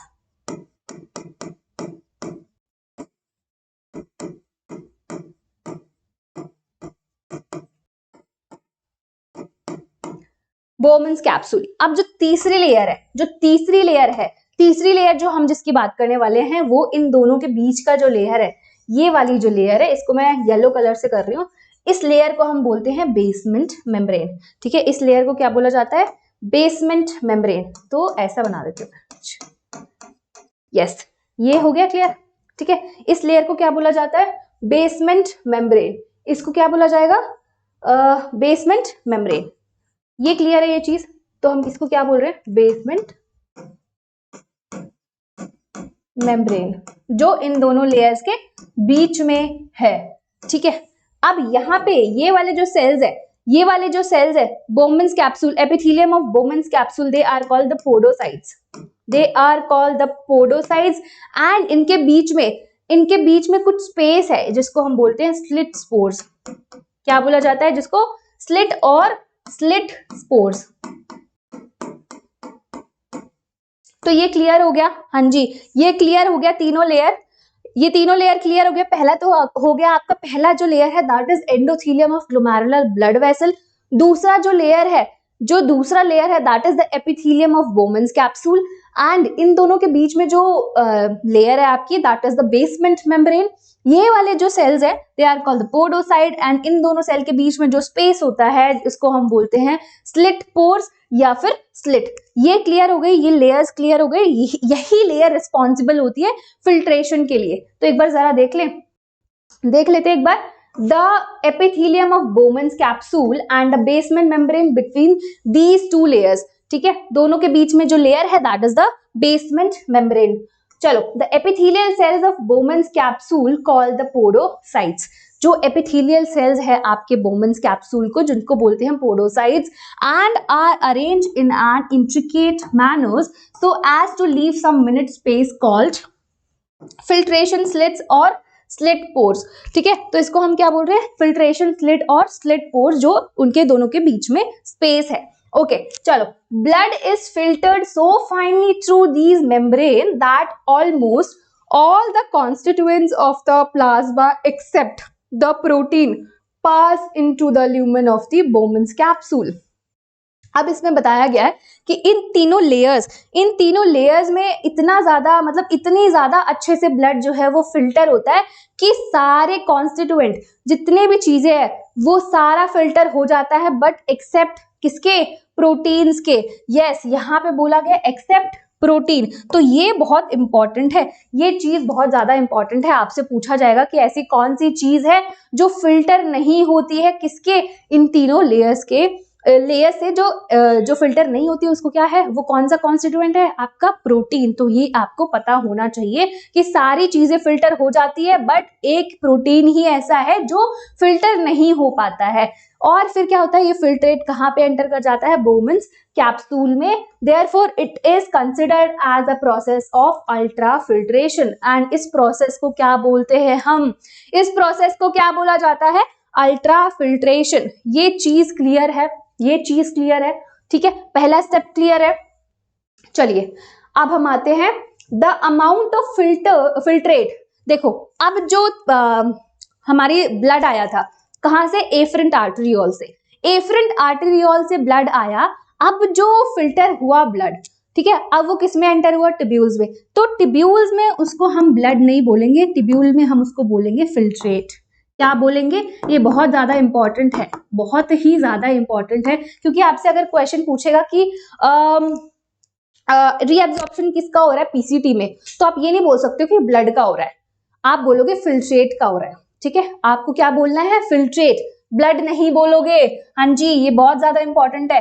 the amount of the filtrate, देखो यहाँ पे भी क्या बोला इसने? फिल्ट्रेट। बोलने को ये ब्लड भी बोल सकता था, बट क्या बोल रहा है? Filtrate. Yes, formed by the kidney per minute is called glomerular filtration rate। ठीक है, जितना ज्यादा फिल्ट्रेट एक मिनट में बनेगा उसको हम बोलते हैं ग्लोमेरुलर फिल्ट्रेशन रेट, जिसको बोलते हैं GFR। वेरी इंपॉर्टेंट, इसकी वैल्यू याद होनी चाहिए, पूछा जाता है इसकी वैल्यू। तो इसकी वैल्यू क्या है? 125 ml पर मिनट। क्या है GFR? क्या है? यस, तो इसको हम बोलेंगे 125 ml पर मिनट या 180 लीटर्स पर डे। एक दिन में कितना होता है? 180 लीटर्स। ये क्लियर है? ये वैल्यू याद होनी चाहिए, ये क्वेश्चन पूछा भी जाता है। चलिए आगे बढ़े। हाँ जी, आगे बढ़ते हैं। The kidneys have built in mechanism for the regulation of glomerular filtration rate. देखो, आप देखो कुछ चेंजेस आ सकते हैं, कभी कभी GFR कम भी हो सकता है, कभी कभी ज्यादा भी हो सकता है। तो उसको मैनेज करने के लिए किडनी के पास एक इनबिल्ट मैकेनिज्म है, जिसकी वजह से वो क्या करता है? जो आपका GFR है उसको मेंटेन करके रखता है, दैट इज 125 ml पर मिनट। ठीक है, अब इसकी यहाँ पे कौन सी इनबिल्ट मैकेनिज्म है उसकी बात कर रहे हैं यहाँ पे। One such efficient mechanism is carried out by juxtaglomerular apparatus। किससे? juxtaglomerular apparatus। JGA is a special sensitive region formed by cellular modification in the distal convoluted tubule and the afferent arteriole. So JG जो apparatus है, जो आपका juxtaglomerular apparatus है, वो किस दो चीजों के बीच में बना हुआ है? ये आपका जो है afferent arteriole with distal convoluted tubule, ये दोनों मिलके एक स्ट्रक्चर बनाते हैं, that is called the JGA, juxtaglomerular apparatus. ठीक है, and at the location of their contact, a fall in the GFR can activate the JG cells to release renin, which can stimulate the glomerular blood flow and thereby the GFR back to the normal. ठीक है, यहाँ पे बोला गया कि अब देखो यहाँ पे ना दे आर वेरी सेंसिटिव, तो अगर कोई भी चेंजेस आएगा, अगर जीएफआर में कोई भी चेंजेस आएगा तो ये एक्टिवेट कर देते हैं जेजी सेल्स को, जक्स्टाग्लोमेरुलर सेल्स को एक्टिवेट करते हैं, जो क्या सीक्रेट करता है? रेनिन, एंड फिर रेनिन क्या करता है? जो भी जीएफआर है उसको नॉर्मल पे ले आता है। तो ये आपका क्या है? Juxtaglomerular apparatus. यस, ये क्लियर है, ये क्लियर है, ये चीज, ये क्लियर है, ये चीज। आगे बढ़े? यस, ये आगे बढ़े क्या? चलिए आगे बढ़ते हैं। अब आगे क्या दिया गया है? A comparison of volume of filtrate formed per day 180 litres per day with that of the urine released is 1.5 litres. देखो, अगर यहाँ पे ये थोड़ी सोचने वाली बात है, ये थोड़ी सोचने वाली बात है कि अगर आपका जो फिल्ट्रेट है वो कितना बन रहा है? 180 लीटर्स पर डे, और हम यूरिन कितना वो करते हैं, यूरिन कितना एक्सक्रीट करते हैं? That is 1.5 litres. सो बाकी का कहाँ गया? बाकी का कहाँ गया? बाकी की जो चीजें हैं वो कहाँ गई? मतलब इतना ज्यादा जो है बीच का गैप, वो क्या है? तो यहाँ पे क्या होता है? यहाँ पे रीएब्जॉर्प्शन होता है। आई थिंक 99%, 97, 98% जो चीजें होती है वो दोबारा से रीएब्जॉर्ब कर ली जाती है आपके ट्यूब्यूल से। ठीक है, तो इसी वजह से जो हम यूरिन प्रोड्यूस करते हैं that is very concentrated urine, ताकि आप पानी की लॉस को बचा सको। मतलब पानी नहीं बहा सकते ना आप अपनी बॉडी से, तभी तो हम लोग यूरियोटेलिक है, राइट? यूरियोटेलिक है तभी तो हमें बहुत ज्यादा पानी की जरूरत नहीं होती, बिकॉज हमारे पास जो नाइट्रोजनस वेस्ट है उसको निकालने के लिए इतनी पानी की जरूरत नहीं होती। तो हम क्या करते हैं? कॉन्सेंट्रेटेड यूरिन जो है पास करते हैं। ठीक है, तो बाकी उसमें से 98% जो चीजें होती है वो दोबारा से रीअब्सॉर्ब हो जाती है आपके ट्यूब्यूल से। यस, suggest that nearly 99%, 98 भी नहीं, 99% of the filtrate has to be reabsorbed by the renal tubules. ठीक है, तो यहाँ पे अब दूसरे प्रोसेस की बात करेंगे, दैट इज रीएब्जॉर्प्शन। फिल्ट्रेशन हो गया ब्लड का, ठीक है, अब ब्लड का फिल्ट्रेशन हो गया, अब वो क्या बन गया? फिल्ट्रेट बन गया। फिल्ट्रेट कहाँ पे जाएगा? ट्यूब्यूल्स में जाएगा। तो सबसे पहला जो ट्यूब्यूल है दैट इज पीसीटी। अब यहाँ पे क्या हो रहा है? यहाँ पे जैसे कि मैंने बताया कि आप 180 लीटर्स पर डे जो है आप फिल्ट्रेट बनाते हो, ठीक है, एक दिन में, बट उसमें क्या होता है? 1.5 लीटर्स जो है यूरिन आप पास करते हो। बाकी की चीजें कहाँ गई? 99% चीजें जो है वो रीएब्सॉर्ब हो जाती है। तो इस प्रोसेस को क्या बोलेंगे? रीएब्सॉर्प्शन। और ये कहाँ पे होंगी? ट्यूब्यूल्स में होंगी। ठीक है, ट्यूब्यूल्स में होंगी। This process is called the reabsorption. The tubular epithelial cells in different segments of nephron perform this either by active और पैसिव मैकेनिज्म्स। तो यहाँ पे जो ये प्रोसेस है, जो यहाँ पे जो प्रोसेस है रीअब्जॉर्प्शन का, ये हर जगह जरूरी नहीं है कि एक चीज कहीं और रीअब्जॉर्ब हो रही है तो दूसरी भी चीज मतलब सारी चीजें एक ही जगह रीअब्जॉर्ब नहीं होंगी। बहुत सारे जो आयन्स हो गए या फिर जैसे क्लोराइड हो गया, जैसे सोडियम हो गया, ये सारी चीजें जरूरी नहीं है कि एक ही जगह पे होगी। बहुत जितने भी सेगमेंट्स है, अलग अलग चीजें अलग अलग सेगमेंट से होती है। तो आपके जो एपिथेलियल सेल्स होते हैं इनके पीसीटी के हो गए, डीसीटी के हो गए, या फिर किसी के भी हो गए, यहाँ से क्या होता है? या तो ये एक्टिवली रीअब्जॉर्ब होते हैं या फिर पैसिवली रीअब्जॉर्ब होते हैं। For example substances like glucose, amino acids, sodium, etc. in the filtrate are reabsorbed actively, whereas the nitrogenous waste are absorbed by passive transport. तो यहाँ पे इसने एग्जाम्पल दिया है, क्या एग्जाम्पल दिया है? ग्लूकोज। तो ग्लूकोज का रीअब्जॉर्प्शन, 100% ग्लूकोज का रीअब्जॉर्प्शन कहाँ होता है? आपका पीसीटी में होता है, प्रॉक्सिमल कॉन्वोल्यूटेड ट्यूब्यूल में होता है। कैसे? कैसे? एक्टिव ट्रांसपोर्ट के थ्रू। किससे? Active transport. एक्टिव ट्रांसपोर्ट और पैसिव ट्रांसपोर्ट तो पता ही है ना, एक्टिव में जिसमें एनर्जी लगती है, पैसिव में जिसमें एनर्जी नहीं लगती है, कॉन्सेंट्रेशन ग्रेडियंट के थ्रू पास हो जाता है। क्लियर? तो आपके ग्लूकोज हो गया, फिर आपका अमाइनो एसिड हो गया, या फिर सोडियम हो गया, ये कैसे रीएब्जॉर्ब हो रहा है? एक्टिव ट्रांसपोर्ट के थ्रू, ठीक है। बाकी की जो चीजें हैं जैसे कि जो नाइट्रोजनस वेस्ट है वो कैसे हो रहा है? Passively, passive transport, right, yes, clear, okay. चलो, reabsorption of water also occur passively. तो जो आपका रीएब्जॉर्प्शन ऑफ वाटर है ये एक क्या होता है, जैसे कि आपके जितने भी सॉल्यूट्स है, जितने भी सॉल्यूट्स है, चाहे वो ग्लूकोज हो गया, अमाइनो एसिड हो गया, जितने भी आयंस है, सोडियम हो गया, क्लोराइड है, तो ये क्या बनाते हैं? ये पास कर जाते हैं। सपोज ये आपके पैसिवली और एक्टिवली ट्रांसपोर्ट हो गए, ठीक है। तो अब ये क्या बनाएंगे? एक कॉन्सेंट्रेशन ग्रेडियंट क्रिएट करेंगे जिसकी वजह से वाटर को भी उधर जाना पड़ेगा to maintain the electrical neutrality, ठीक है। इलेक्ट्रिकल न्यूट्रलिटी को मेंटेन करने के लिए वाटर को भी वहां से जाना पड़ेगा। This is called the, yes, this is called the process of osmosis. Water के हायर कॉन्सेंट्रेशन से लोअर कॉन्सेंट्रेशन को क्या बोलते हैं? ऑस्मोसिस का प्रोसेस बोलते हैं ना। तो अगर वो ग्रेडियंट क्रिएट कर लिया इन सॉल्यूट्स ने तो वाटर को भी वहां से जाना पड़ेगा, ठीक है, यस। तो also occur passively in the initial segments of nephron.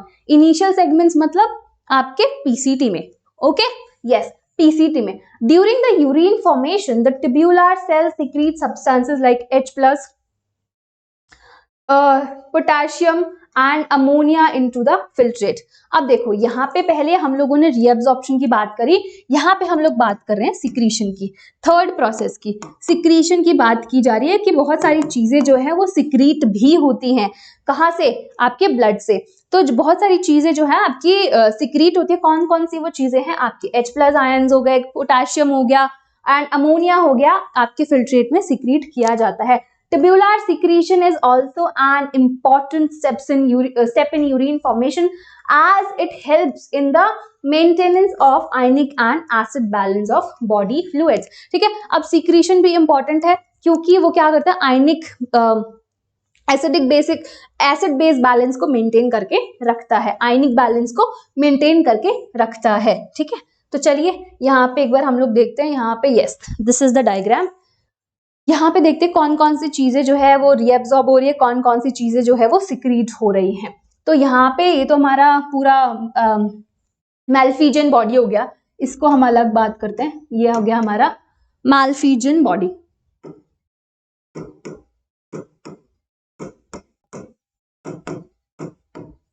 ठीक है, ये तो हो गया मैल्फिजन बॉडी। अब ये है जो हमारा वो है पीसीटी, प्रॉक्सिमल कॉन्वोल्यूटेड ट्यूब्यूल, ठीक है। यहाँ से सबसे पहले एरोज इंपॉर्टेंट है, ठीक है, एरोज बहुत ज्यादा इंपॉर्टेंट है। तो जो ये एरो है जो बाहर की तरफ जा रही है, तो ये क्या शो कर रही है? रीएब्जॉर्प्शन, ठीक है। ये वाला जो है इसको हम बोलेंगे रीएब्जॉर्प्शन, मतलब ये सारी चीजें क्या हो रही है? रीएब्जॉर्ब हो रही हैं। एंड अंदर की साइड जो जा रही है, अंदर की साइड जो जा रही है एरोज, ये है आपकी सिक्रीशंस। तो कौन कौन सी चीजें जो है वो सिक्रीट हो रही है ट्यूब्यूल में, तो ये इसको, ये क्या डिनोट कर रहा है? आपका सिक्रीशन। यस, ये चीज क्लियर है। एरो दोनों क्लियर हो गया। जो बाहर की तरफ जा रही है मतलब रीअब्जॉर्प्शन हो रहा है, अंदर की तरफ एरो दिखा रहा है तो वो क्या हो रहा है? सिक्रीशन हो रहा है, ठीक है। चलिए अब हम देखते हैं कि कौन कौन सी चीजें जो है वो रीअब्जॉर्ब हो रही हैं एंड कौन कौन सी चीजें जो है वो सिक्रीट हो रही है आपके पीसीटी में। पहले हम पीसीटी की बात करेंगे। तो यहाँ पे देख रहे हो, यहाँ पे NaCl, ये क्या हो रहा है? Reabsorb. H2O, HCO3 negative, nutrients and potassium, ये क्या हो रहा है? आपका रीअब्जॉर्ब हो रहा है from the proximal convoluted tubule. अब ये एक्टिवली रीअब्जॉर्ब हो सकता है और पैसिवली भी रीअब्जॉर्ब हो सकता है। क्लियर हो गया। अब यहाँ पे देखते हैं सिक्रीशन किस किस का हो रहा है आपके फिल्ट्रेट के अंदर। तो H+ आयन का NH3, ये तीनों चीजें आपकी सिक्रीट हो रही है पीसीटी में। यहाँ पे किसकी बात हो रही है? प्रॉक्सिमल कॉन्वोल्यूटेड ट्यूब्यूल की बात की जा रही है। ओके, चलिए अब हम आते हैं थोड़ा डीसीटी पे। डीसीटी पे आते हैं, ठीक है। यहाँ पे मैं लूप ऑफ हेनले वाला नहीं बताऊंगी, ये थोड़ा सा समझाने की जरूरत है, तो यहाँ पे अभी बताऊंगी नहीं। यहाँ पे इसको मैं बताऊंगी, ऐसा नहीं है कि बताऊंगी नहीं, बट हम लोग इसको अभी आगे आगे इसको डिस्कस करेंगे। ओके, तो डिस्टल कॉन्वोल्यूटेड ट्यूब्यूल में देखते हैं कि क्या क्या चीजें रीअब्जॉर्ब हो रही है, रीअब्जॉर्प्शन किसका हो रहा है एंड सिक्रीशन किस चीजों का हो रहा है। तो जैसे अगेन NaCl जो है वो रीअब्जॉर्ब हो रहा है, H2O एंड HCO3 नेगेटिव, क्या हो रहा है? इसका रीअब्जॉर्प्शन हो रहा है। हाँ जी, क्या हो रहा है? Reabsorption.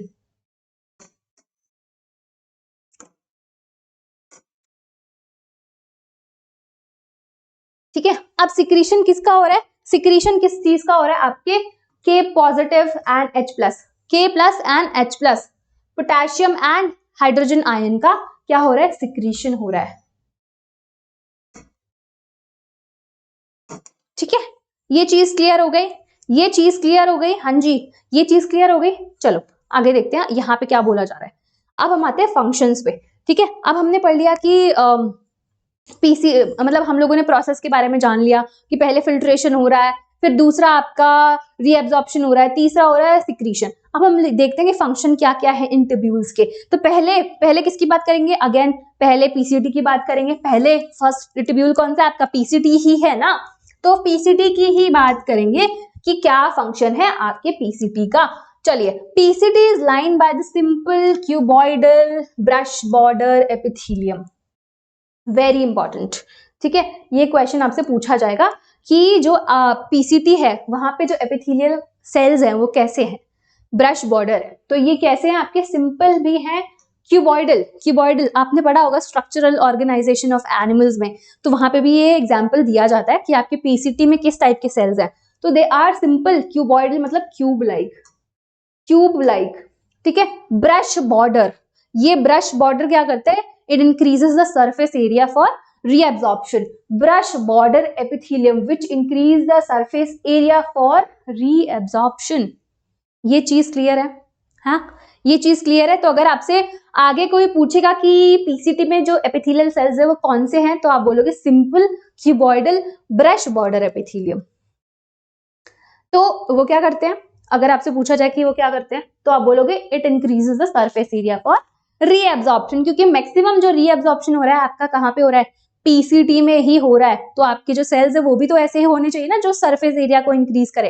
Yes, nearly all of these essential nutrients and 70 to 80% of electrolytes and water, जितने भी इंपॉर्टेंट न्यूट्रिएंट्स हैं, चाहे आपके वो ग्लूकोज हो गए, अमाइनो एसिड्स हो गए, क्लोराइड आयन हो गया, फिर आपके जितने भी आयन्स हो गए, H प्लस हो गया, सोडियम हो गया, पोटेशियम हो गया, जो भी चीजें हैं, तो वो कहाँ पे हो रहा है, कहाँ पे उसका रीएब्जॉर्प्शन हो रहा है, the water or also water are reabsorbed by this segment। तो कौन सा सेगमेंट, अगर आपसे पूछा जाए कि कौन सा सेगमेंट में सबसे ज्यादा रीएब्जॉर्प्शन होता है, तो आपके पास ऑप्शन है PCT, loop of Henle, DCT and collecting duct. तो आप क्या आंसर चूज करोगे, पीसीटी। ठीक है, प्रॉक्सिमल कॉन्वोलेटेड ट्यूब्यूल। ओके चलिए, PCT also helps to maintain the pH and ionic balance of the body fluids by selective secretion of hydrogen ions and ammonia into the filtrate। अब इसको क्या करना है, इसको एक और काम करना है, that is to maintain the electrical neutrality, to maintain the ionic balance। ठीक है, ionic balance। तो इसको इसके लिए क्या करता है, ये सिक्रीशन किसका करवाता है, हाइड्रोजन आयन का। ठीक है, हाइड्रोजन आयन का एंड अमोनिया का, किसमें, फिल्ट्रेट के अंदर सिक्रीशन कराता है, जिसकी वजह से पीएच एंड आयनिक बैलेंस को मेंटेन कर देता है। यस, ये चीज क्लियर हो गई, पीसीटी क्लियर हो गई। यस, क्या पढ़ा पीसीटी में हमने, सबसे पहले पीसीटी में हम लोगों ने पढ़ा कि जो इसके एपिथेलियल सेल्स है वो कैसे है, सिंपल क्यूबॉइडल, आपके ब्रश बॉर्डर एपिथेलियम है। उसके बाद हम लोगों ने क्या पढ़ा, उसमें पढ़ा कि जो पीसीटी में है 70 to 80% जो भी इंपॉर्टेंट न्यूट्रिएंट्स हैं और सॉल्यूट्स हैं वो कहाँ रीअब्सॉर्ब होते हैं, आपके पीसीटी में होता है, वाटर भी। फिर इसके बाद सिक्रीशन होता है आपके H प्लस एंड NH3 का, अमोनिया का सिक्रीशन होता है to maintain the pH and ionic balance. Finish, ये चीजें क्लियर होनी चाहिए आपको। ठीक है, और मैंने ये भी बता दिया इसका क्वेश्चन भी बन सकता है, तो क्या क्वेश्चन बन सकता है वो आपको पता होना चाहिए। अब हम आते हैं हेनलेज लूप पे। हेनलीज लूप पे अब हम आते हैं, that is the second part. ठीक है, सेकेंड पार्ट, यहां पे आते हैं रीअब्सॉर्प्शन इज मिनिमम, मैक्सिमम कहां था, पीसीटी में, मिनिमम है यहाँ पे हेनलीज लूप पे। ठीक है, इन इट्स असेंडिंग लिम्ब। ठीक है, however this region plays a significant role in the maintenance of high osmolarity of medullary interstitial fluid। ठीक है, अब यहाँ पे हम लोग, जैसे मैंने बताया कि इसके दो लिम्ब होते हैं, एक होता है असेंडिंग और दूसरा होता है डिसेंडिंग लिम्ब। तो यहाँ पे जो बात करी जा रही है, यहाँ पे असेंडिंग लिम्ब की बात करी जा रही है। असेंडिंग लिम्ब का क्या मेन फंक्शन होता है, it maintain the high osmolarity of medullary interstitial fluid. अब ये मेडुलरी इंटरस्टिशियल फ्लूइड क्या है, तो एक बार जरा देखते हैं इसको। ठीक है, यहाँ पे ये जो है ये आपका कॉर्टेक्स हो गया, यहाँ पे लिखा भी है ये वाला मेडुला हो गया। तो मेडुलरी इंटरस्टिशियल फ्लूइड कहाँ पे होगा, ये यहाँ वाला जो पार्ट है, this is called the medullary interstitial fluid. ठीक है, क्या करता है ये, हाई ऑस्मोलैरिटी को मेंटेन करता है आपका ascending limb of loop of Henle. ठीक है, चलिए, the descending limb of loop of Henle is permeable to water but almost impermeable to electrolyte. चलिए, ये चीज आपको जो ध्यान देनी है, जो आपको चीज ध्यान देनी है, उसने बोला है कि जो आपका डिसेंडिंग लूप है, सॉरी लिम्ब है, ये आपका डिसेंडिंग लिम्ब है। ठीक है, ये आपका क्या है, डिसेंडिंग लिम्ब। अब उसने बोला है कि जो डिसेंडिंग लिम्ब है ये परमिएबल है वाटर के सिर्फ, तो यहाँ से जो वाटर ही है वो निकल सकता है बाहर, जो इसमें सोल्यूट्स हैं या फिर जो भी इसमें इलेक्ट्रोलाइट्स हैं वो बाहर नहीं निकल सकते, वो उनका ट्रांसपोर्टेशन नहीं हो सकता क्योंकि दे आर इम्पर्मिएबल। तो जो ये डिसेंडिंग लूप है लिम्ब है, यहाँ पे they are impermeable to electrolytes, जिसकी वजह से क्या होगा, जिसकी वजह से फिल्ट्रेट क्या हो जाएगा, यस फिल्ट्रेट क्या हो जाएगा, बहुत ज्यादा कॉन्सेंट्रेशन, क्योंकि सॉल्ट का कॉन्ट्रेशन ज्यादा हो गया ना, वहां पे इलेक्ट्रोलाइट्स ही है, तो क्या होगा, बहुत ज्यादा कॉन्सेंट्रेशन बढ़ जाएगा। यस, बहुत ज्यादा कॉन्सेंट्रेशन बढ़ जाएगा, कॉन्सेंट्रेटेड हो जाएगा। ठीक है, तो ये आपका डिसेंडिंग लूप ऑफ हेनले में हो रहा है। आगे हम देखते हैं, आगे देखते हैं क्या लिखा गया है।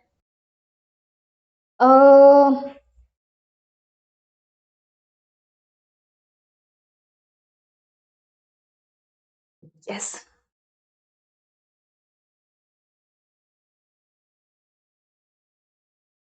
हाँ जी, यहाँ पे देना हम लोग, चलिए okay, this concentrate the filtrate. ठीक है, अब वहां पे सिर्फ इलेक्ट्रोलाइट्स है, वाटर तो चला जा रहा है बाहर क्योंकि वो परमिएबल है, अब यहाँ पे सिर्फ इलेक्ट्रोलाइट्स है, इलेक्ट्रोलाइट्स है तो इसका मतलब क्या है, वो कॉन्सेंट्रेट हो जाएगा फिल्ट्रेट, हाँ जी कॉन्सेंट्रेट हो जाएगा as it moves down the ascending limb of impermeable to water but allow transport of electrolyte actively और passively.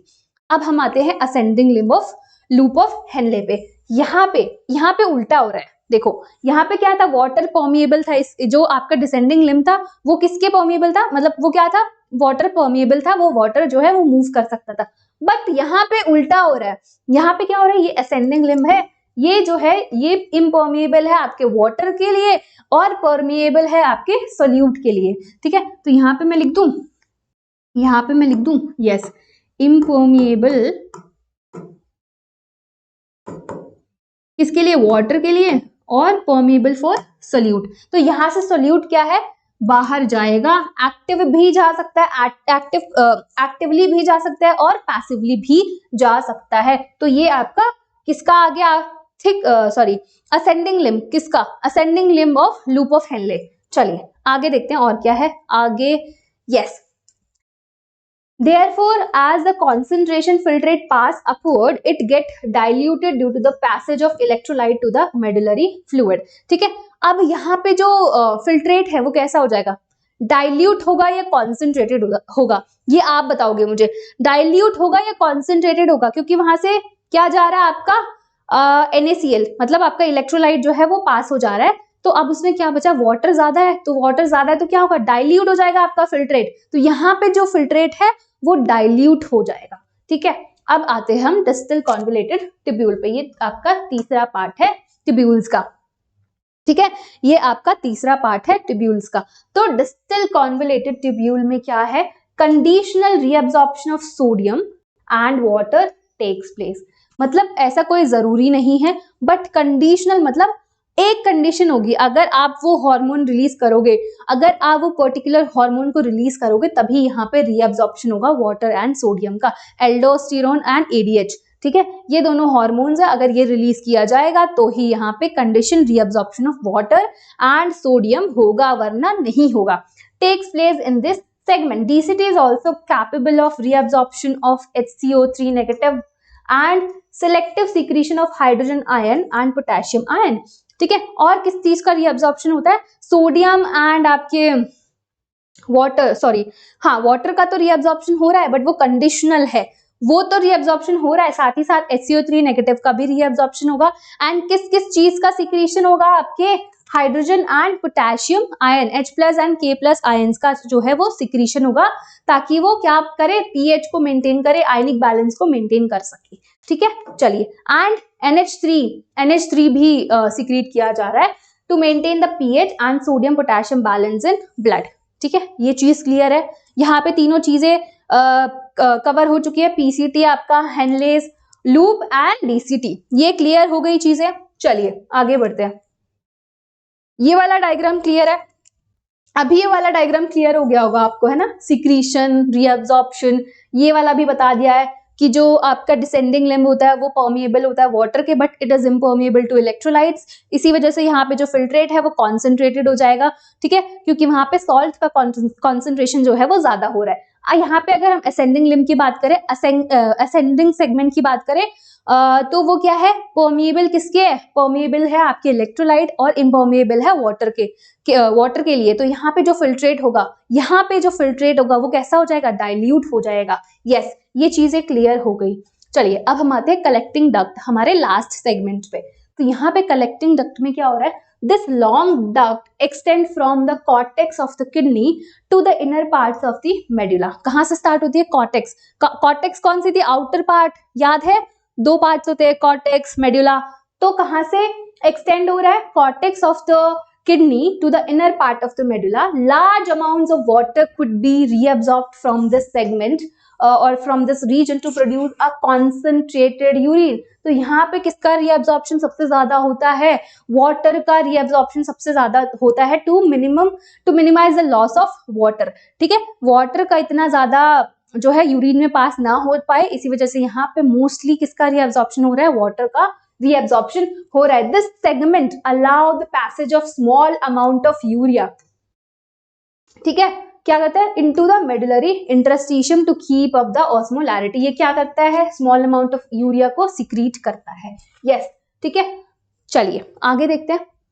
It plays a role in the maintenance of pH and ionic balance of blood by the selective secretion of H+ and potassium ions. अब इसमें secretion भी होता है किस किस का, H+ and potassium ion का, to maintain the ionic balance और pH। ठीक है, तो चलिए ये चीज क्लियर हो गई है। सारी चीजें, जितने भी टिब्यूल्स थे, जितनी भी चीजें थी, उनके हम लोगों ने फंक्शन देख लिए कि क्या क्या चीजें किसमें रीएब्जॉर्ब होती है, क्या सिक्रीट होती है, पीसीटी में क्या होता है, फिर आपका लूप ऑफ हेनले में क्या होता है, फिर डीसीटी में क्या होता है, एंड कलेक्टिंग डक्ट में क्या होता है।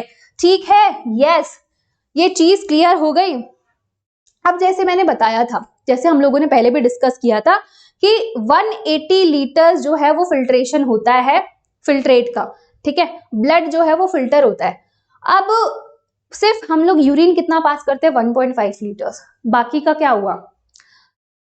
क्या हुआ, हम इतना कॉन्सेंट्रेटेड यूरिन कैसे बना रहे हैं, तो उस मैकेनिज्म को, ठीक है, बाकी का तो रीअब्सॉर्ब हो गया, बट हम लोग जो यूरिन बना रहे हैं उसमें जो वाटर का कंटेंट है, वाटर का जो कॉन्सेंट्रेशन है, दैट इज वेरी लेस। तो हम लोग ये यूरिन कैसे पास कर पा रहे हैं, इतना कॉन्सेंट्रेटेड यूरिन कैसे पास कर पा रहे हैं, वो चीज हम लोग यहाँ पे डिस्कस करने वाले हैं। That is the mechanism of concentration of filtrate. ठीक है, फिल्ट्रेट को कैसे कॉन्सेंट्रेट कर रहे हैं। तो चलिए, mammals have the ability to produce a concentrated urine and the Henle's loop and vasa recta plays a significant role in this.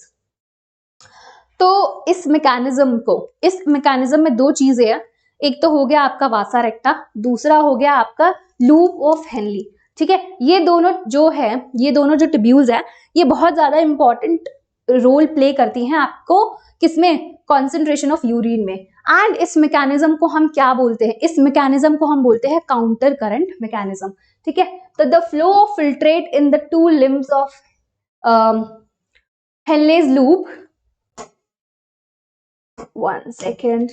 limbs of Henle's loop is in opposite direction and thus form a counter current mechanism. Counter current मतलब उल्टा, opposite. ठीक है, flow of blood through the two limbs of vasa recta is also in a counter current pattern. The proximity between the Henle's loop and vasa recta as well as the counter current in them help in the maintaining the maintaining and increasing osmolarity towards the inner medullary interstitium from 300 milliosmol in the cortex to about 1200 milliosmol in the inner medulla. तो ये कैसे इतना ज्यादा osmolarity को maintain करता है, 1200 मिली osmole कैसे maintain करता है, इसको देखना है हम लोगों को। तो जैसे कि जो हमारा लूप ऑफ हेनले है उसका डिसेंडिंग और असेंडिंग, उसमें जो मूव कर रहा है फिल्ट्रेट वो भी काउंटर करंट में हुआ, ऑपोजिट डायरेक्शंस में है। बाकी वासा रेक्टा जो है वो भी काउंटर करंट शो कर रहा है, बिकॉज उसमें भी जो मूव कर रहा है फिल्ट्रेट या फिर ब्लड वो कैसा है, इन द ऑपोजिट डायरेक्शन। ठीक है, चलिए the gradient is mainly caused by the NaCl and the urea. ठीक है, जो रिस्पॉन्सिबल है, जो ग्रेडियंट क्रिएट करते हैं वो कौन है, आपके NaCl and urea. NaCl is transported by the ascending limb of Henle's loop. देखो अभी हमें क्या करना है, हमें मेडुलरी इंटरस्टिशियम का जो ऑस्मोलैरिटी है वो बढ़ाना है। पहले कॉर्टेक्स में कितना था 300, अभी हमें यहाँ पे कितना चाहिए 1200। ठीक है, तो वो काम क्या करेगा आपका NaCl करेगा और यूरिया करेगा। अब NaCl कहाँ से आ रहा है आपका, NaCl आपका आ रहा है ascending limb of loop of Henley. जैसे आपको पता है जो ascending limb of loop of Henley है वहां से क्या है, वहां पे वाटर जो है वो इम्पर्मिएबल है, सिर्फ सोल्यूट ही जो है वो पर्मिएबल है। तो NaCl वहां से आ रहा है, यस। उसको कौन रीअब्सॉर्ब कर रहा है, उसको कर रहा है आपका वासा रेक्टा। ठीक है, तो यहां से ascending limb of Henle's loop which is exchange कौन कर रहा है, descending limb of Vasa रेक्टा। Diagram देखते हैं। यस, ये रहा आपका डायग्राम। ठीक है, ये रहा आपका डायग्राम, ये है आपका डिसेंडिंग, ये है आपका असेंडिंग। ठीक है, ये है आपका descending and this one is ascending. Clear? ठीक है, अब उसने बोला है ये हमारा वासा रेक्टा है एंड ये है हमारा नेफ्रॉन, ये है हमारा लूप ऑफ हेनले। इन दोनों के बीच में काउंटर करंट है।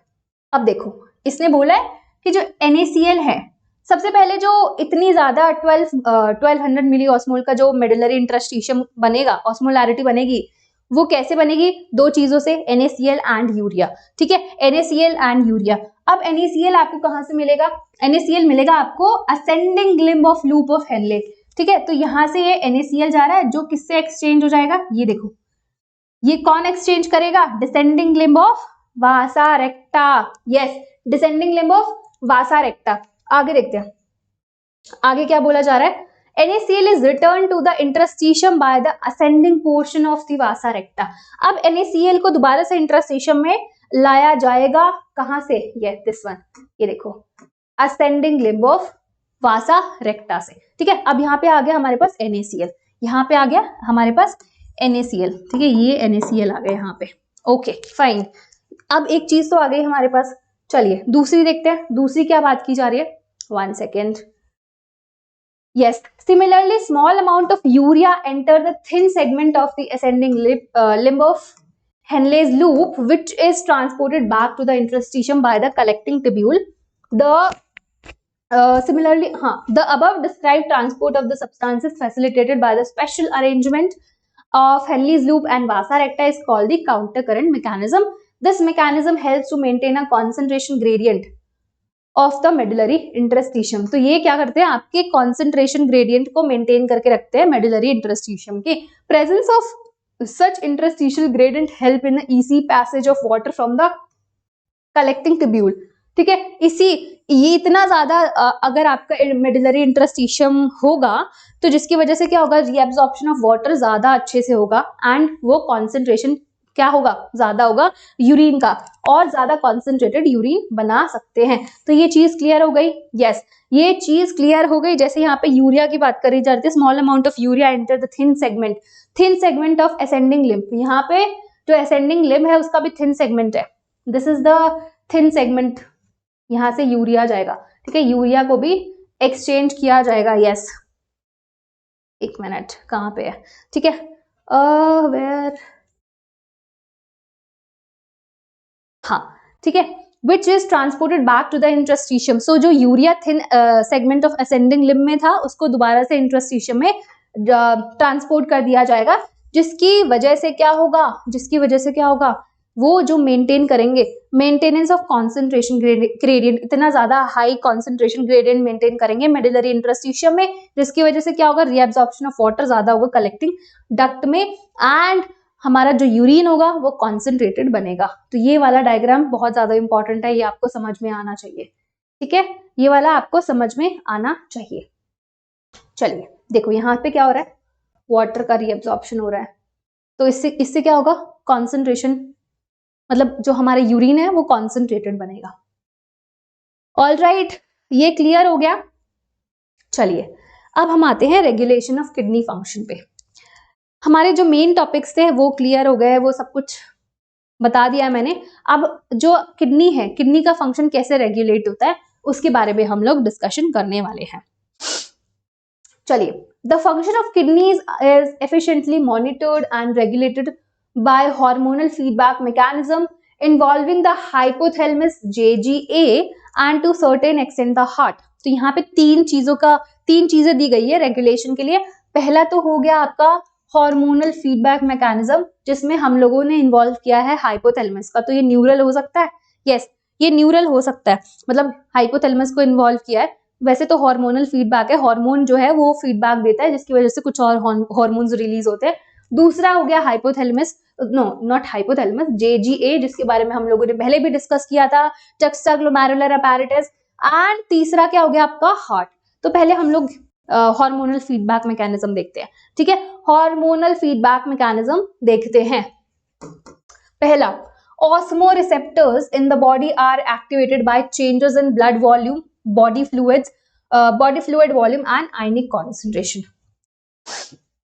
यहाँ पे बात की जा रही है ऑस्मोरिसेप्टर्स की। तो ऑस्मोरिसेप्टर्स सबसे पहले कब एक्टिवेट होते हैं, जब कोई चेंजेस आते हैं आपके ब्लड वॉल्यूम में, ठीक है। तो ब्लड वॉल्यूम में क्या क्या चेंजेस आ सकते हैं, या तो आपका ब्लड वॉल्यूम जो है वो कम हो सकता है या आपका ज्यादा हो सकता है। दो चीजें हो सकती है, दो पॉसिबिलिटीज है, ज्यादा हो सकता है या कम हो सकता है। दूसरा है बॉडी फ्लूइड वॉल्यूम में, अगेन दो पॉसिबिलिटीज है, बॉडी फ्लूइड वॉल्यूम ज्यादा हो सकता है, बॉडी फ्लूइड वॉल्यूम कम हो सकता है। And third is ionic concentration, ionic concentration में कुछ चेंजेस आ गया तो ये क्या करेगा, आपके ऑस्मोरिसेप्टर्स को एक्टिवेट करेगा। And excessive loss of fluid from the body can activate these receptors. अगर बहुत ज्यादा बॉडी में से लॉस हो गया, ठीक है, किसका, फ्लूइड का, तो ये क्या करेगा, इस रिसेप्टर्स को एक्टिवेट करेगा, ठीक है। अब एक्टिवेट कर दिया, ये क्या करेगा, ये स्टिमुलेट करेगा आपके हाइपोथैलेमस को। ये किसको स्टिमुलेट करेगा, हाइपोथैलेमस को स्टिमुलेट करेगा। फिर उसको कमांड देगा, मतलब स्टिमुलेट कर दिया मतलब जगा दिया उसको, और बोलेगा भाई तू अब मुझे हार्मोन रिलीज करो, which is called the ADH और वैसोप्रेसिन, ठीक है, which is called the ADH और वैसोप्रेसिन, जो ये रिलीज करेगा hypothalamus from the posterior pituitary, ठीक है, from the posterior pituitary hypothalamus जो है वो रिलीज करेगा neurohypophysis. ADH facilitate water reabsorption from the later parts of the tubule. अब ADH क्या करेगा आपका, ADH क्या करेगा, वाटर रीअब्जॉर्प्शन करवाएगा, याद है DCT, याद है कंडीशन रीअब्जॉर्प्शन। तो ये वो कौन करवा रहा है यहाँ पे, ADH क्या करवाएगा, रीअब्जॉर्प्शन ऑफ वाटर करवाएगा, ताकि जो वाटर का लॉस है, क्योंकि बॉडी फ्लूइड्स क्या है, डिक्रीज हो गए ना, डिक्रीज हो गया, अब उसको नॉर्मल कंडीशन में लाना पड़ेगा, उसको नॉर्मल जो है उसमें लाना पड़ेगा। उसके लिए क्या करना पड़ेगा, वाटर का रीअब्जॉर्प्शन करवाना पड़ेगा। DCT से वाटर रीअब्जॉर्प्शन होगा, एंड जिसकी वजह से जो आपका बॉडी फ्लूइड वॉल्यूम जो डिक्रीज हुआ था वो नॉर्मल पे आ जाएगा, ठीक है, यस। तो there by preventing the diuresis and increase in body fluid volume can switch off the osmoreceptors and suppress the ADH release to complete the feedback, ठीक है।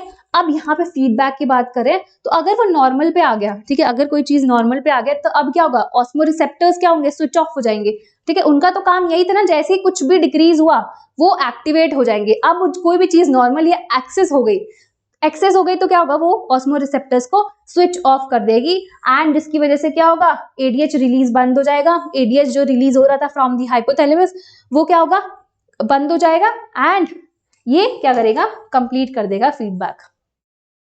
क्लियर चीज, ये बात क्लियर हो गई, हाँ जी। चलिए यहां तक हो गया हमारा।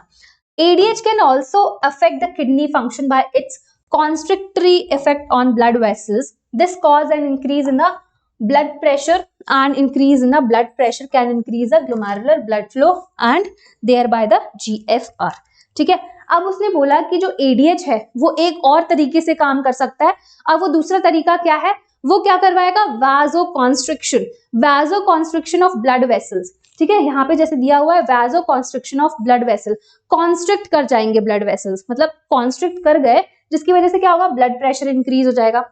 ब्लड प्रेशर इंक्रीज होगा, यस, ब्लड प्रेशर इंक्रीज होगा, जिसकी वजह से GFR sorry glomerular blood flow increase होगा, ग्लोमेरुलर ब्लड फ्लो इंक्रीज होगा, तो इसकी वजह से GFR भी इंक्रीज हो जाएगा। ये चीज क्लियर है? हाँ जी, ये चीज क्लियर है। मैं इसका एक बार फ्लो चार्ट बना दूं, आपको अच्छे से याद हो जाएगा। चलिए यहाँ पे बात कर रहे थे ADH के वैसोकॉन्स्ट्रिक्शन। तो ADH जो है रिलीज हुआ आपके कहां से, पोस्टीरियर पिट्यूटरी से,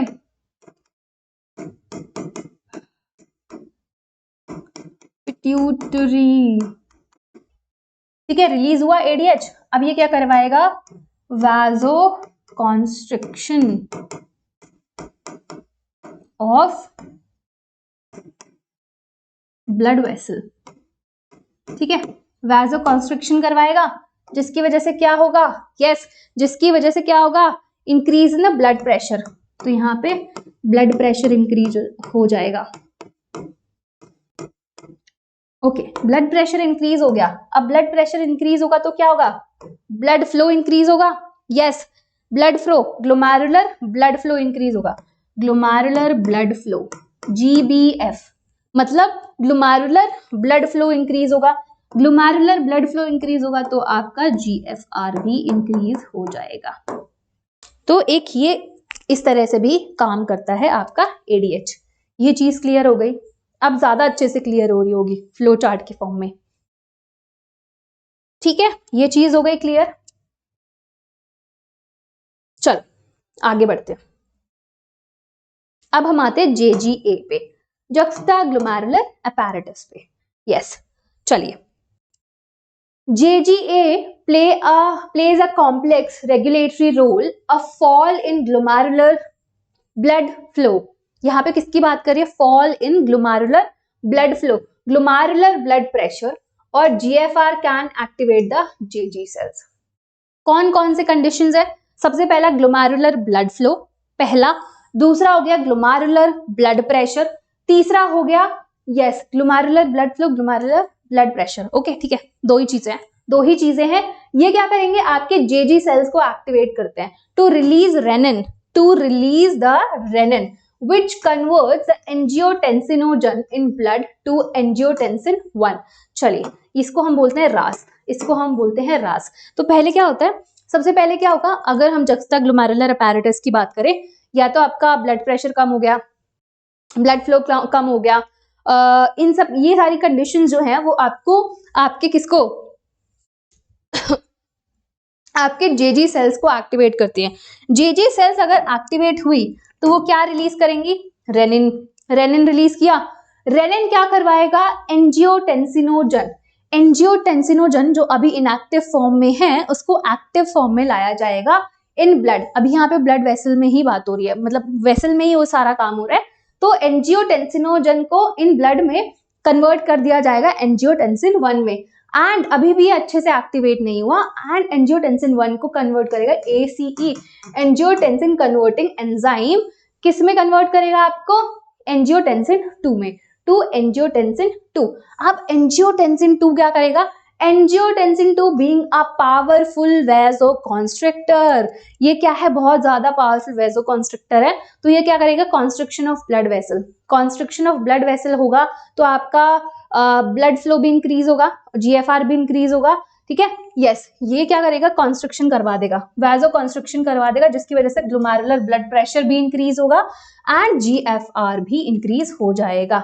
यस, प्रेशर इंक्रीज होगा। अब देखो, कोई भी ल्यूमेन है उसको आप छोटा कर दोगे तो प्रेशर तो इंक्रीज होगा ना। आपने पाइप देखी होगी, अगर आप पाइप को ऐसे दबा देते हो बीच से तो उसमें क्या होता है, प्रेशर इंक्रीज हो जाता है। यस, तो वही काम यहाँ पे भी हो रहा है। यहाँ पे क्या हो रहा है, जो ब्लड प्रेशर है वो इंक्रीज हो रहा है, जिसकी वजह से GFR भी इंक्रीज हो जाएगा। ठीक है, ये चीज आपको अच्छे से याद होनी चाहिए, यहाँ से क्वेश्चन आ जाता है आपका। Angiotensin 2 also activate the adrenal cortex. Adrenal cortex to release aldosterone. ठीक है, ये क्या करता है, एंजियोटेंसिन 2 जो है आपका एड्रेनल ग्लैंड को भी एक्टिवेट करता है, जो क्या रिलीज करता है आपका कौन सा hormone, aldosterone. Aldosterone cause the reabsorption of sodium and water from the distal part of the tubule. Yes, aldosterone क्या करवाता है आपका, रीअब्जॉर्प्शन करवाता है सोडियम एंड वाटर का फ्रॉम द डिस्टल पार्ट। याद है, डिस्टल कॉन्वलेटेड कंडीशनड रीअब्जॉर्प्शन, तो वहां पे कौन से है, एल्डोस्टेरोन और एडीएच। एडीएच तो आपका क्या करवा रहा है, वाटर का रीअब्जॉर्प्शन, ये क्या करवाएगा, सोडियम एंड वाटर दोनों का reabsorption. Yes, this also leads to an increase in the blood pressure and GFR, जिसकी वजह से क्या होगा, आपका ब्लड प्रेशर भी इंक्रीज हो जाएगा और जीएफआर भी इंक्रीज हो जाएगा। This complex mechanism is generally known as renin angiotensin mechanism, RAS, इसको हम बोलते हैं रास।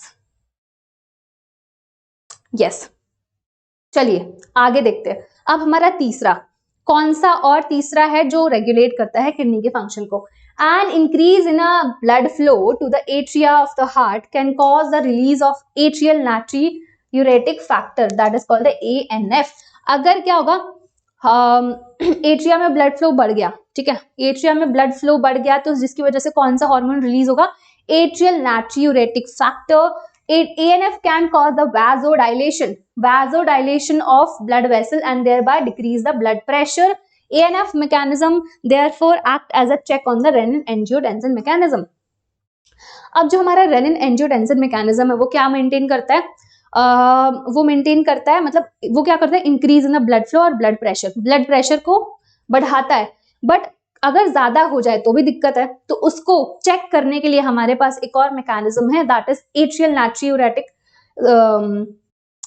आई मीन दिस वन, जो हार्ट से रिलीज होता है, दैट इज, यस, कौन सा है, हार्ट जो करता है, एट्रियल नाट्रियूरेटिक फैक्टर जो रिलीज करता है एट्रिया ऑफ द हार्ट से रिलीज होता है। सबसे पहले क्या होगा, ब्लड फ्लो अगर इंक्रीज हो गया हार्ट से, वो रिलीज करेगा एट्रियल नाट्रियूरेटिक फैक्टर।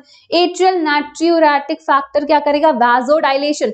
वैसोडाइलेशन की वजह से क्या होगा, वैसोडाइलेशन की वजह से ब्लड फ्लो जो है वो कम हो जाएगा और ब्लड प्रेशर जो है वो डिक्रीज हो जाएगा।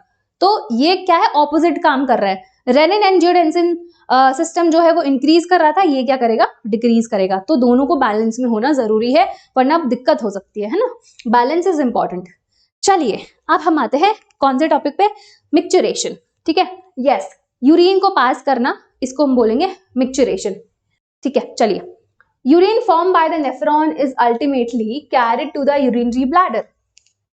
चलिए हमारे पास यूरिन बन गया अब, ठीक है, अब ये क्या करेगा, यूरिन पास करेगा यूरेटर से और जाएगा आपके यूरिनरी ब्लैडर में, वहां पे जाके स्टोर हो जाएगा कुछ टाइम के लिए। Where it is stored till a voluntary signal is given by the central nervous system. ठीक है, वो तब तक स्टोर रहेगा जब तक कोई भी सिग्नल उसको नहीं मिलता है। This signal is initiated by the stretching of the urinary bladder. अब देखो, अब ये सिग्नल आएगा कहाँ से, ऐसे तो आएगा नहीं कि हाँ चलो स्टार्ट हो जाओ, ऐसे नहीं आएगा। जब ये सिग्नल तब आएगा जब आपका पूरा यूरिनरी ब्लैडर जो है वो फिल हो जाएगा यूरिन से। ठीक है, यूरिन से फिल हो जाएगा, तब ये क्या करेगा, कॉन्ट्रैक्ट करेगा, जो उसमें स्ट्रेच रिसेप्टर्स है वो एक्टिवेट होंगे और ये एक्टिवेट होंगे, सिग्नल देंगे ब्रेन को। तो इससे क्या होगा, अब क्या करेगा, उसको पास करने का यूरिन का मन करेगा।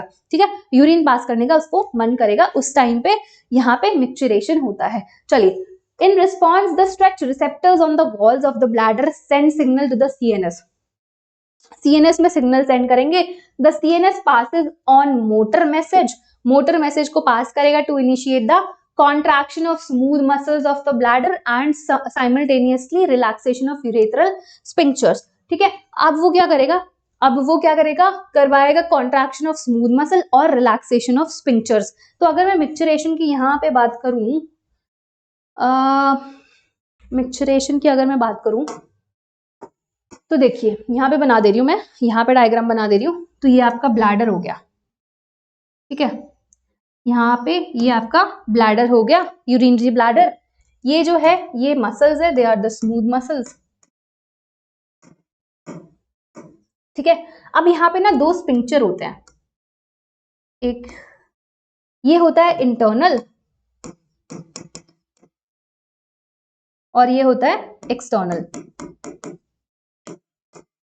जो इंटरनल स्पिंक्चर है वो इनवॉलेंट्री है, मतलब आप उसको कंट्रोल नहीं कर सकते हो, वो आपके विल में है ही नहीं, ठीक है। तो जो इंटरनल स्पिंक्टर है ये है इनवॉलेंट्री,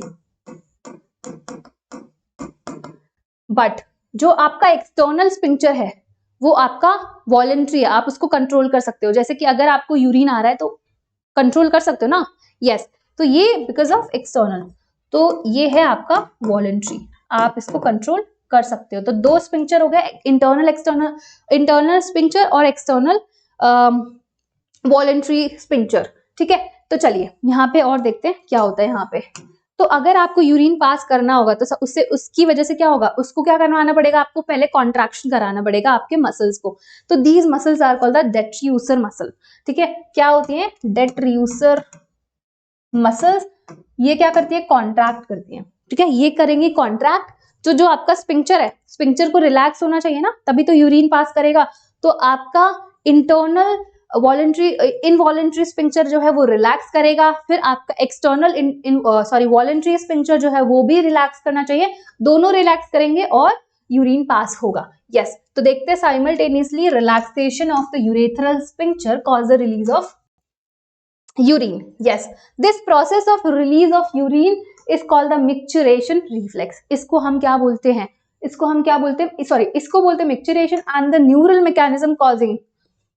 अब इसमें क्या इन्वॉल्व है, न्यूरल मैकेनिज्म, सिग्नल दिया जा रहा है सीएनएस को ना, तो इसको, इस मैकेनिज्म को हम बोलते हैं micturition reflex. Okay, an adult human excretes an average of 1.5 liters of urine per day.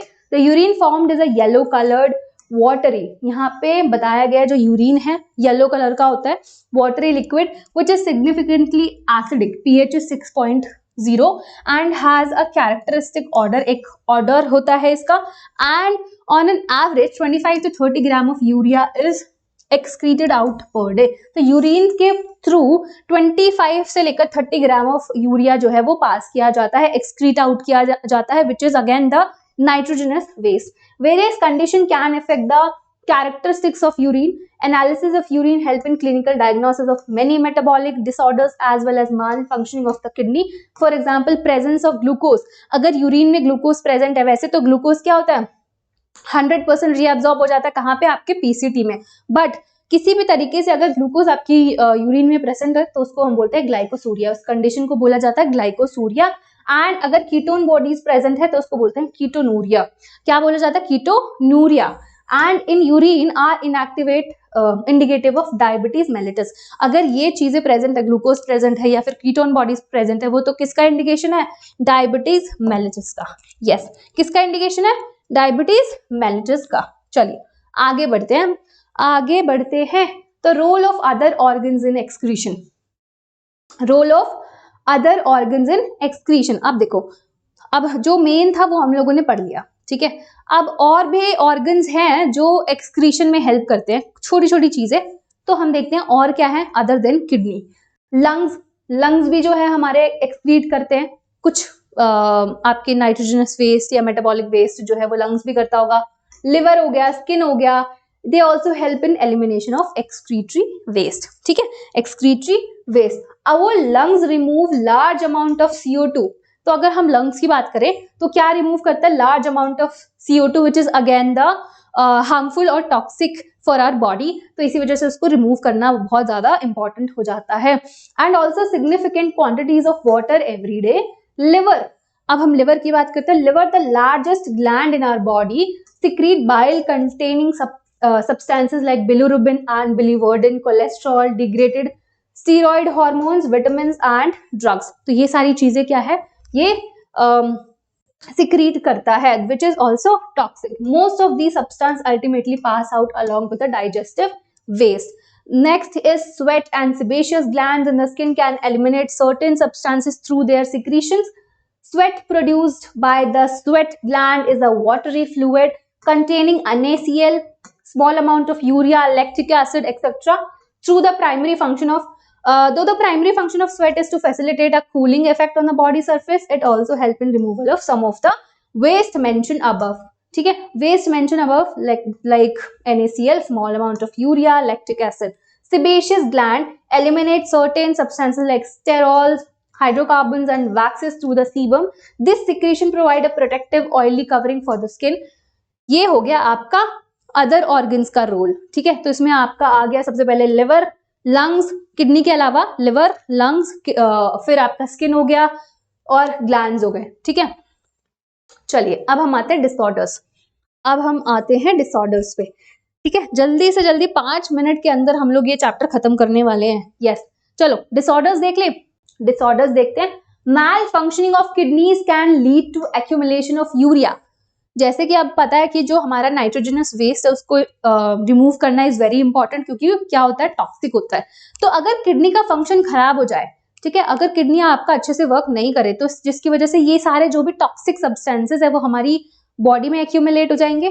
तो accumulation of urea in blood, कहाँ पे, ब्लड में एक्यूमुलेट होंगे, क्योंकि ब्लड ही जा रहा है ना, ब्लड का ही फिल्ट्रेशन हो रहा है ना। यस, तो accumulation of urea in blood, a condition called uremia, उस कंडीशन को बोलते हैं हम यूरेमिया। अगर आपके ब्लड में यूरिया का एक्यूमुलेशन हो तो उस कंडीशन को बोला जाता है uraemia, which is highly harmful and may lead to kidney failure. Yes, which may lead to kidney failure. In such patient, urea can be removed by a process called hemodialysis. अब यहाँ पे क्या होता है, अगर जिन पेशेंट्स में उनका kidney अच्छे से काम नहीं कर रहा होता है तो एक ऑल्टरनेट ऑप्शन है, दैट इज हीमोडायलिसिस। यहाँ पे क्या करते हैं, यहाँ पे इस प्रोसेस में, during this process haemodialysis, the blood drained from a convenient artery is pumped into a dialysing unit called the artificial kidney. ठीक है, यहाँ पे क्या करते हैं, एक आर्टरी से ब्लड को विड्रॉ किया जाता है। उसमें क्या डाला जाता है, उसमें डाला जाता है एंटी कोआगुलेंट हिपैरिन को डाला जाता है। अब हिपैरिन, अगर आप ब्लड को बॉडी से बाहर निकालोगे तो वो कोआगुलेट हो सकता है ना, कोआगुलेट हो सकता है। तो उसी के लिए, उसी को प्रिवेंट करने के लिए ये एंटी कोआगुलेंट हिपैरिन को डालते हैं। आर्टरी से ब्लड निकालेंगे और उसको एक यूनिट में डालेंगे, that is called the dialysing unit, जिसको हम बोलते हैं आर्टिफिशियल किडनी। ठीक है, आर्टिफिशियल किडनी होता है कि blood drain from a convenient artery is pumped into dialysing unit. Heparin डालने के बाद the unit contains a coiled cellophane tube surrounded by a fluid having the same composition of as that of the plasma. अब क्या करेंगे, इसको blood को डालेंगे dialysing unit में, ठीक है, डायलिसिंग यूनिट में डालेंगे, जिसका उसके साइड में एक सेलोफेन की वो होगी, सेलोफेन ट्यूब होगा, और साइड में जो फ्लूइड होगा उसका कॉम्पोजिशन जो है वो प्लाज्मा के जैसा है। ठीक है, कॉम्पोजिशन इस प्लाज्मा के जैसा except the nitrogenous waste, but उसमें नाइट्रोजनस वेस्ट प्रेजेंट नहीं है। The porous cellophane membrane of the tube allow the passage of molecule based on concentration gradient। ठीक है, अब जो ब्लड है उसमें क्या है आपका यही नाइट्रोजनस वेस्ट है। अब वहां पे जो मेम्ब्रेन है, सेलोफेन की मेम्ब्रेन है, वो पोरस है, वो अलाउ करेगी। तो यहाँ पे जो आपके ब्लड है उसमें क्या है, higher concentration of nitrogenous waste, urea का कॉन्सेंट्रेशन ज्यादा है, और जो साइड में फ्लूइड है वो क्या है, प्लाज्मा का कॉम्पोजिशन, मतलब सेम है प्लाज्मा के कॉम्पोजिशन। तो जो आपका नाइट्रोजनस वेस्ट है वो मूव करेगा from higher concentration to the lower concentration. As nitrogenous waste are absent in the dialysing fluid, these substances freely move out. ये क्या करेंगे, ये move out हो जाएंगे, thereby clearing the blood, और आपका blood जो है वो clean हो जाएगा। The cleared blood is pumped back to the body through a vein after adding antiheparin to it. After adding antiheparin, जो clean blood है, clean blood को दोबारा से vein के थ्रू बॉडी में डाल दिया जाएगा। This method is boom for thousands of uremic patient all over the world. ये बहुत ज्यादा एक मतलब ये बूम मतलब कह सकते हो, बूम कह सकते हो कि बहुत ज्यादा जो जिन पेशेंट को यूरेमिया है या फिर जिनकी बॉडी में ब्लड में जो यूरिया है एक्यूमुलेट होता है, उनके लिए बहुत ज्यादा एक वरदान की तरह हो सकता है, बून की तरह हो सकता है। बट ये परमानेंट सोल्यूशन नहीं है। अगर आपको परमानेंट सोल्यूशन चाहिए तो आपको किडनी ट्रांसप्लांट कराना पड़ेगा। Kidney transplantation is the ultimate method in the correction of the renal failure या फिर kidney failure. A functioning kidney is used in transplantation from our donor. आपको जो किडनी है उसका ट्रांसप्लांटेशन करवाया जाएगा आपके क्लोजली रिलेटेड कोई डोनर से, preferably a close relative. to minimize a chance of rejection of immune system of the host. Modern clinical procedures have increased the success rate of such a complicated technique. फिर आते हैं renal calculi, stone or insoluble mass of crystallized salt, oxalate, etc. formed within the kidney. फिर आता है glomerulonephritis, inflammation of glomeruli of the kidney, inflammation of glomeruli of the kidney. तो यहीं पे आपका ये चैप्टर खत्म होता है. तो हम लोगों ने सारा एक्सक्रीटरी वाला चैप्टर जो है ये खत्म कर दिया है यहाँ पे. और इसके बाद अब आपको क्या करना है, इसके बाद ये आपका रिवीजन हो चुका है. वन शॉट का मतलब ये नहीं है कि आप चैप्टर पढ़ने आ गए. अगर आपने ऑलरेडी ये चैप्टर लगाया हुआ है, अगर आपने ऑलरेडी ये चैप्टर डिटेल में पढ़ा हुआ है, तभी ये वीडियो आपके लिए काम कर सकती है, वरना ये वीडियो आपके लिए वेस्ट है, आपको कुछ समझ में नहीं आएगा. तो one shot videos are basically for revision purpose. ठीक है, चलिए. तो इसके बाद आपको क्या करना है, इसके बाद आपको रिवीजन करना है. रिवीजन हो गया, चलो यहाँ पे आपने अगर मेरे साथ रिवाइज कर लिया दैट इज फाइन, बट इसके बाद अब आपको क्वेश्चंस लगाने हैं. तो क्वेश्चन प्रैक्टिस करना, जाके जो भी अब क्वेश्चन सॉल्व नहीं हो रहे तो उसको आपको दोबारा से उस टॉपिक को पढ़ना है एंड दोबारा से वो क्वेश्चन सॉल्व करना है. तो चलिए इसी बात पे आज का सेशन एंड करते हैं. You know the drill guys, आपको लाइक करना है, शेयर करना है एंड सब्सक्राइब करना है इस चैनल को. तब तक के लिए bye bye, take care and पढ़ाई करते रहो.